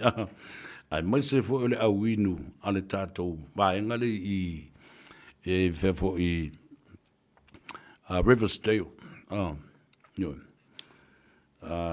Tāua tele le mele. E mo i mali e mwhaatatanga la fonga. Ai mo mori atu ai le sa vali. E le leir ka kōkari e, alai ka kōke whiola ma tātou sauloto, ma saunga le mō. Nai rol kari e, e mo ora wari i umaganga mō a umamuri e le pō. E le leila le mō ave e boi. Yo, le na talai le whionga le satin. E le leile mō o oe. E le la vea lau ta avari, pe la vea isi tangata. Na ave la e lea loka oe le pōr ki si masi e mō le se la reo reo. Kai le whameo lai whapūro ue o i le mōk po le whareoki. Po la whai ke ka ki o, lai si rigi runga i masingi o vai. Ua makua ngau i umo ponga i vinga ura vera ka avari. Ia le na, tala maari le na ora kirisi masi ma le tausanga fau. Se i tātou uo. Ia, e tātou tātou whaasisi langa nei moska ko kupe. Ai, o nei ngalo ia toi. Le siva na nei le fia nightclub. Totu se lau luas full Great North Road. Great South Road. Wilo umai le au kakaa i le fia nightclub. Manuia tuai fo ima whatalo whatu ia te utou mau tau o tinai. Pauli Sanele, ia ma le pulenga fo o le fia nightclub. Whapena fo i le sunga ia se Yuli. O le sunga ia i fo pō pēna ma o le orata. Whapea fo i le tātou palataiso. O utou umala walo whatino i nā tina e nei whaftai. O lo o mawhai o nā whaavadoa nei no whangai i eita whaonga fo i. Ale atunu ai maise ia le fionga ia ai o potea mo le faltua ia ula ia mo le latou komiti fa foi o lo pulenga o lo va ia le tatou no fanga le ua whaingoina o le Oats Club na tonu lava facilities ale Otahuhu Rugby Club rugby o whaafoe le fionga i le tapa au foe le ala taua ai o lupotea ma le whaletu ia ula ma mori atu le whaamalomo le whaafte tele lau tau pulenga i nei tau sanga tele lau tau wanga le lei ia whapena foe lau tau tua whaatamali i le atunu ai maise o tau pulanga tala vau ma le atina e ina o ta longa ia maise lama i le laka pi sa whawhanga atuai le tātou au le manu sa moa. Le taito fitu, me umanawana sa whatino. Ma tātou i le oats. Ia le o tumutumu ai tangata, le ngata le mana i o le lātou steak, o le lātou tau mawhitanga. ia whapena fui le mamā ma le mātango whie tumtumu i tangata mātua. Eva ma associate i nā mawhalongolongo i le beautiful sound of music and the band. Ia le nā. Wakandu ia tu le Christmas i lo tina pele. Ia so alo. Ia whapale pale. Loi leu tele la vea. Ia malo tātou ai ngā toa usu ma tō whawhine. I lo tātou ai ngā i mo taa ma vai ala ma le whale vai maunga. O tātou ai ngā uma i atua. Ama tātou i salwa whata se i a tau i whale whaa. Anga i atu i uta i sola mua manunu ma sauni atu le lau mua o le kalesia ma le aonga Yesu Kirisi lau po iwa sungatai. Ia whaamri atu le Christmas ma le tausanga fau. Ke ia whauko vai me waku ia John Wayne. Be ku zang so fangua. Ia whaamri le atu le whetalo loa i o le atunu. Pe o whemalanga inga lava i le loto i whale la tau. Local travel here and there and about here in Auckland, New Zealand and any other parts of New Zealand, to Wellington, Christchurch, Hawke's Bay, down to Napier and Hastings, Levin and Palmerston North, to Christchurch and all our families there. Yeah, lena. International travel to Australia, to Hawaii, to other parts of Asia, to other parts of Europe, and to the big USA of the United States of America. All our friends and families there. Yeah, Fabriatoli le Christmas mo le tausang fou. E lau fionga tu le epa, lau sunga tu le epa whaaftai su a lio. Male au unanga ale tai au fou. Ia o ka aka fo i lota whaarongolongo atu. Ia o i mai ele sunga ele i ti akono a wai whaiwhai tofingo tu la epa whaaftai. Ia alo whantu i ato e male tua whine a soli, male no whaalo, male au whainga aluenga atoa, whapena fo i ele aitu matua. Ia ta mai petelo, ta vau mari, ia whao. Fa fu lor so fu o la fionga le tu matua. Eu sa manu fai tete so fu ina mo to umolo o nga lulu ma tau tu ina na ala leo ia fa pe fo ia le tatu so e fonti ma le tu risi sa boa la na fo ia o nanga le kile o ko yo to alolofa ma fautu ifo ia stamale o Canada. Ia mousan kilisi masi. Mousan ki masi manuia ma le fifia. Ia ma au unanga foi ma le tautua. A isi o tātou wala leo pe ole. Amri atuli le kilismas de le lopo o tau no mai leo so ia asiata pio vauliko. Ia ma leo whinga alwenga atoa. Pui maono. Ia po le fionga foi anai. Martin anai. Ia ma le awhinga alwenga atoa le Blue TV. Alo le tautua ma le on sai ma le whaapale pale fo i le tele o me tau ai atu. Mea malo ma mea ma ai. E kali ane akasa vea. Ia para ai wai wheko ai msa vea leo wala. Ngan kau kala mea ma sangi do. Ia leina e vela nei na le tautala sao tangata fole pa ko fero i do. E kai fa pe mai se mai. Ala ni se ve. O ela le o fa kulo o ila oi. Muso ke awa o le ngotsa o si o se te uta o me sion. O ela le ke ko ko ki mai ngai mai fia kama a mai ia o fake page you know. Mawalo male ungor kilisi masi ane ngala ko ia. So se tautua, so se au nanga a Samoa. Whaia onga, leo, ia, pole alawa, ave tā vale. Amata mai a te utou o whai whia. O mai le vasenga o i tātou ma i lātou o fo mai maloia alo tātou atunu ma tātou whanau o i lātou o lo whelelei valele manisi fo o whelelei nisi mea i le tau o whelelei ai a talo whatu sunga le pali tele tui tō wha ma ingai valu ia whape fo il tua whine a whono ia male tua whine a toa ia ai maisel ka mo peko ia male teine o le via ma auto uma i nā i Avondale tātou ainga tō tele alu le teimi o a fo i o whaalau ia manu tele ina ia le au whainga aluenga le tue whatawhataru. Ai masela le tātou e kalesia Iesu Keristo la po io asonga tai. E pi kopo mo lātou sosoani, mo lātou whalitua, pelestene o steiki, mo lātou sosoani ma whalitua, wapena fo i sui visone, te i o lava, i tai o le kalesia, i le maungo siona, ia ma le sunga, po le fionga fo i le Dali perfecta mo na so sani kolama lau fitu nga fulu ma lau apostolo. Ya maise, o leo wa whaelonga. Se lau tau sanga, o leo li i perfecta. O lo o te ita ia le ngā ruenga le tua. O avea mba tangata wa ai, ia whapea foi se tangata e tali whaalinga. O le sotanga o le langi, male lalo langi nei i le fina ngalo le tua. Teri perfecta la ia whafua lolo na soifua. 100 years. It is an amazing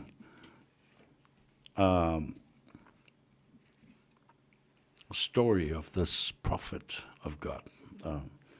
Ia na, le vasenga o li imtamoita I whaiwhi au tālai. A very special moment in your lives because, o le whae longa le kilisi masi ma le tautanga fō. Fia ma happy choi umatangata. Ia o tupulanga talavou na ale e kalesia Iesu Keristo mla pu i o asonga tai.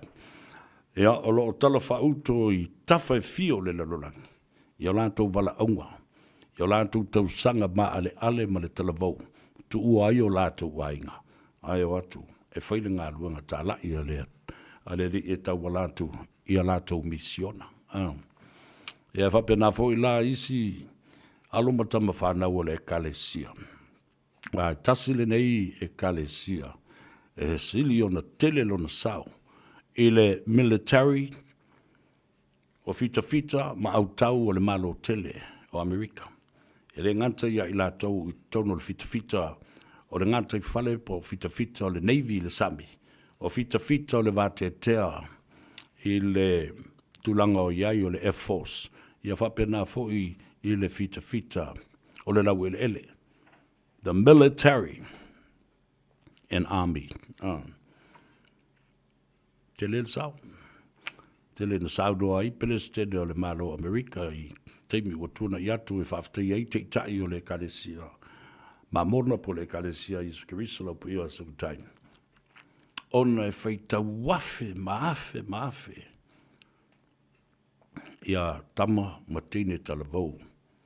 Mo whano lo lātou soifua. I le tautuaina o le puipuinga o le saunga le mu. A le alawa e o mai amatoi o atu nistanga ta fau I tonu.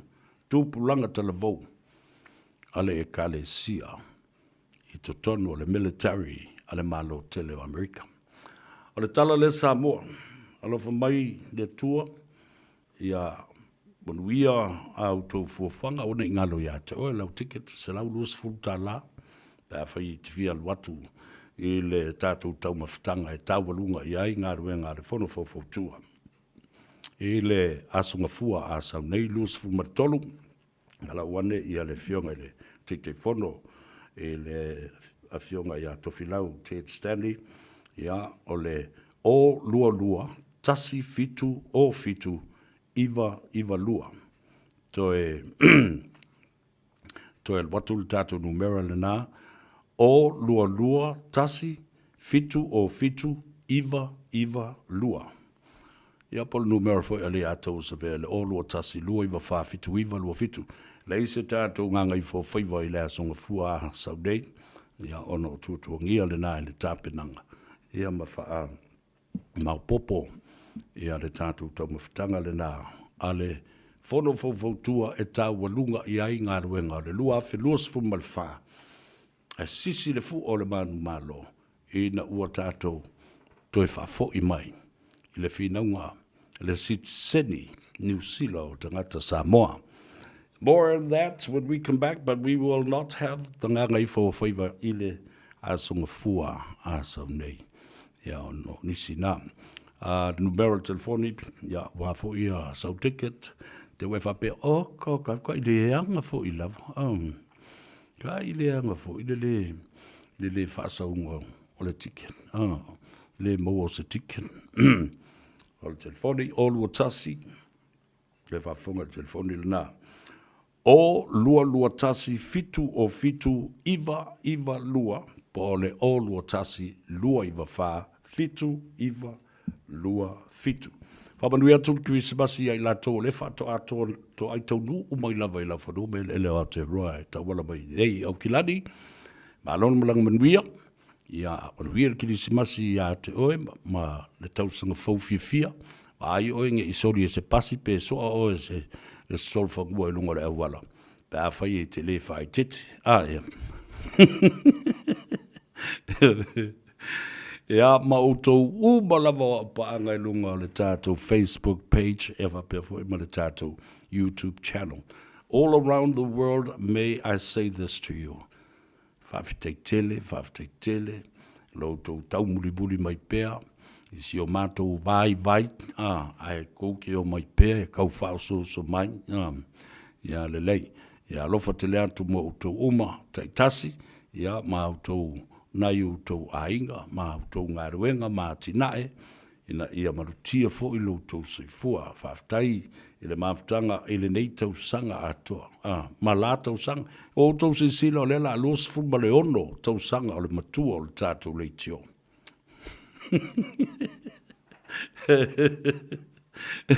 So it's been a while. It has been a while, and that's why. And there goes to show the experience that we've had throughout the years in terms of communicating with you in one way or the other. Ele telo nei tau sanga o whatino nei ngā ruenga. Ia mo ua whaingo fi ai on a tātou whasotai. I le esenga o awala tātou te whasotai. Ma kako uewa ai. Au mai a watu, ia. E whapena lava le soifuanga nei. Whaftai le tua I nei a wanoa le nei. O lo o maua tātou te whasotai ai. Whamanui atu ia le kirisimasi. I le oso whaperepele. Ia sua tāpulolo. Paul Ftelenga foi a leon muanga. Tele ai Edwin Puni, ia whapena foi le fionga ato filau, Esther. Ia mautou umalama o au paanga ma woto tino sa tātou wola whatasi, tātou nuti mea whatasi, tātou palu vai whakasi. Le leipi o leanga po le alava, ka kou ki whapena alava e tu maule lofa ma le whapalpale lo tātou wā. Whaftai bo ngā ruenga le lei uma o tele aimba to filau, apena foi ia malau fionga I le aloli. Whepulea I semi pulea I ia malana mana mea foi ia po lana masiofo I le fionga I le whalitua ia centenary. Malo whaftai le whatotoa, whaftai foi le lotutele, whaftai foi le whamalosi au I le tele o ngā ruenga. O walu I tau, tātou te whea ngai mai tātou le tele. O me whaia lea tunu. Ia re mwhaia. O ia la au mai e whai. O ai o le au mai e whai. O le sile na. O seisi fo. Whao ngālo tātou whatau waa. Molo tātou vai vai. Ma whalango lango I lea tua. Whai tātou ma whonga tau mori o lea tunu. E mesta bam tina mātua. Whawheto ai. Ia ma whai tātou ma meo poroku I fo lea. Ia ma whatau moa a wase ai o lea tunu. Tala lea sa moa. La fo I sau tau whafonga ma. Whaalongolongo. Le sila. o tonu le potu le nei, o fafo atu, o seisi malai, o le mauta sa mo, o fea lava, o fale fafifia, o me whaia le atunu, e tu ai le ati, ma tā ai le fue wā le launga Samoa, wa malulu atu. Iwe, au iai ni masei, ia leo, i upu, e la lafo, o ni winga, le tala whea ngai, i lautou sila mai a le i atau sa whea. Ia, asuatu vai malu i puenga. O tau e tua i ai, o walo tau titi whaitama. Ia, ia, mangalo ai se leo nei. Ma maoni lau mea toli le savidi. Ma mau foi ni whaatafa mani ngase, i le whaafongafonga le tunu, ia meise o tātou te tai i Samoa. Tasi ale upu e tawa whai ai, mduia, mai maunga te tele, wha solo mai, le fionga le au mamalu o le malo, malana masiofa.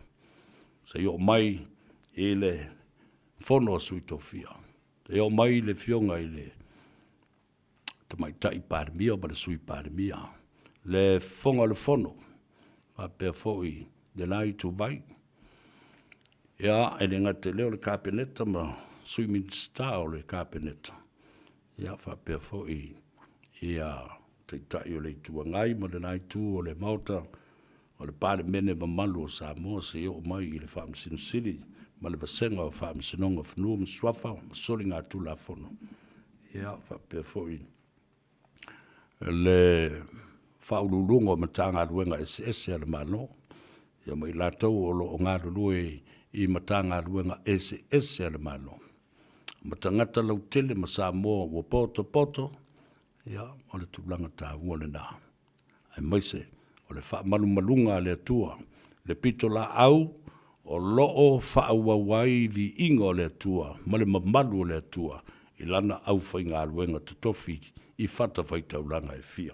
La tātou o sua se pese, e whaamaruia atuai le kiri simasi ma le tausanga whau. Lea ua se e mai i ai, ia le au whai pese a le 5 stars. Ia, pasoi fuatu le tātou tunu, ia manuia tele malolonga o le afia finei. Well, folks, ladies and gentlemen, friends and families and fans of Radio Samoa, throughout the last 26 years, it has been a great, beautiful journey as we climbed the mountains and dive down the ocean and even to the valleys. We thank you for your participation in terms of supporting, moral support, and having been friends and fans of Radio Samoa throughout this period of time. You have a wonderful Christmas and be good to each other, be nice to somebody, and stay safe. I leave you with one of these songs. From the 5 stars, Yamanuia Lekerisimas.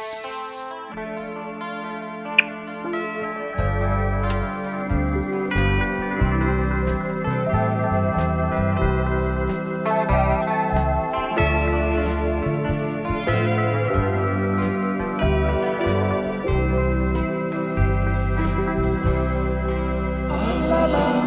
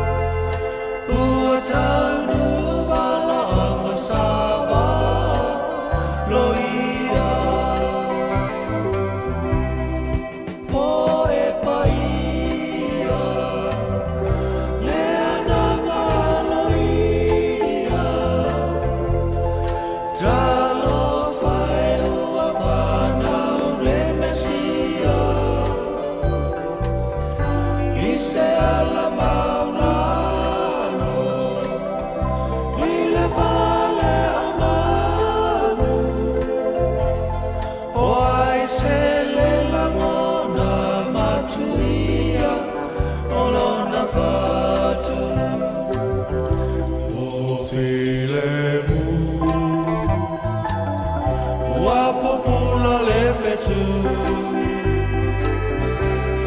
e whai matai ala i le ama koe sa ili le tama alalanga ia pepe se fia fia ua tau nu vara anga sama loia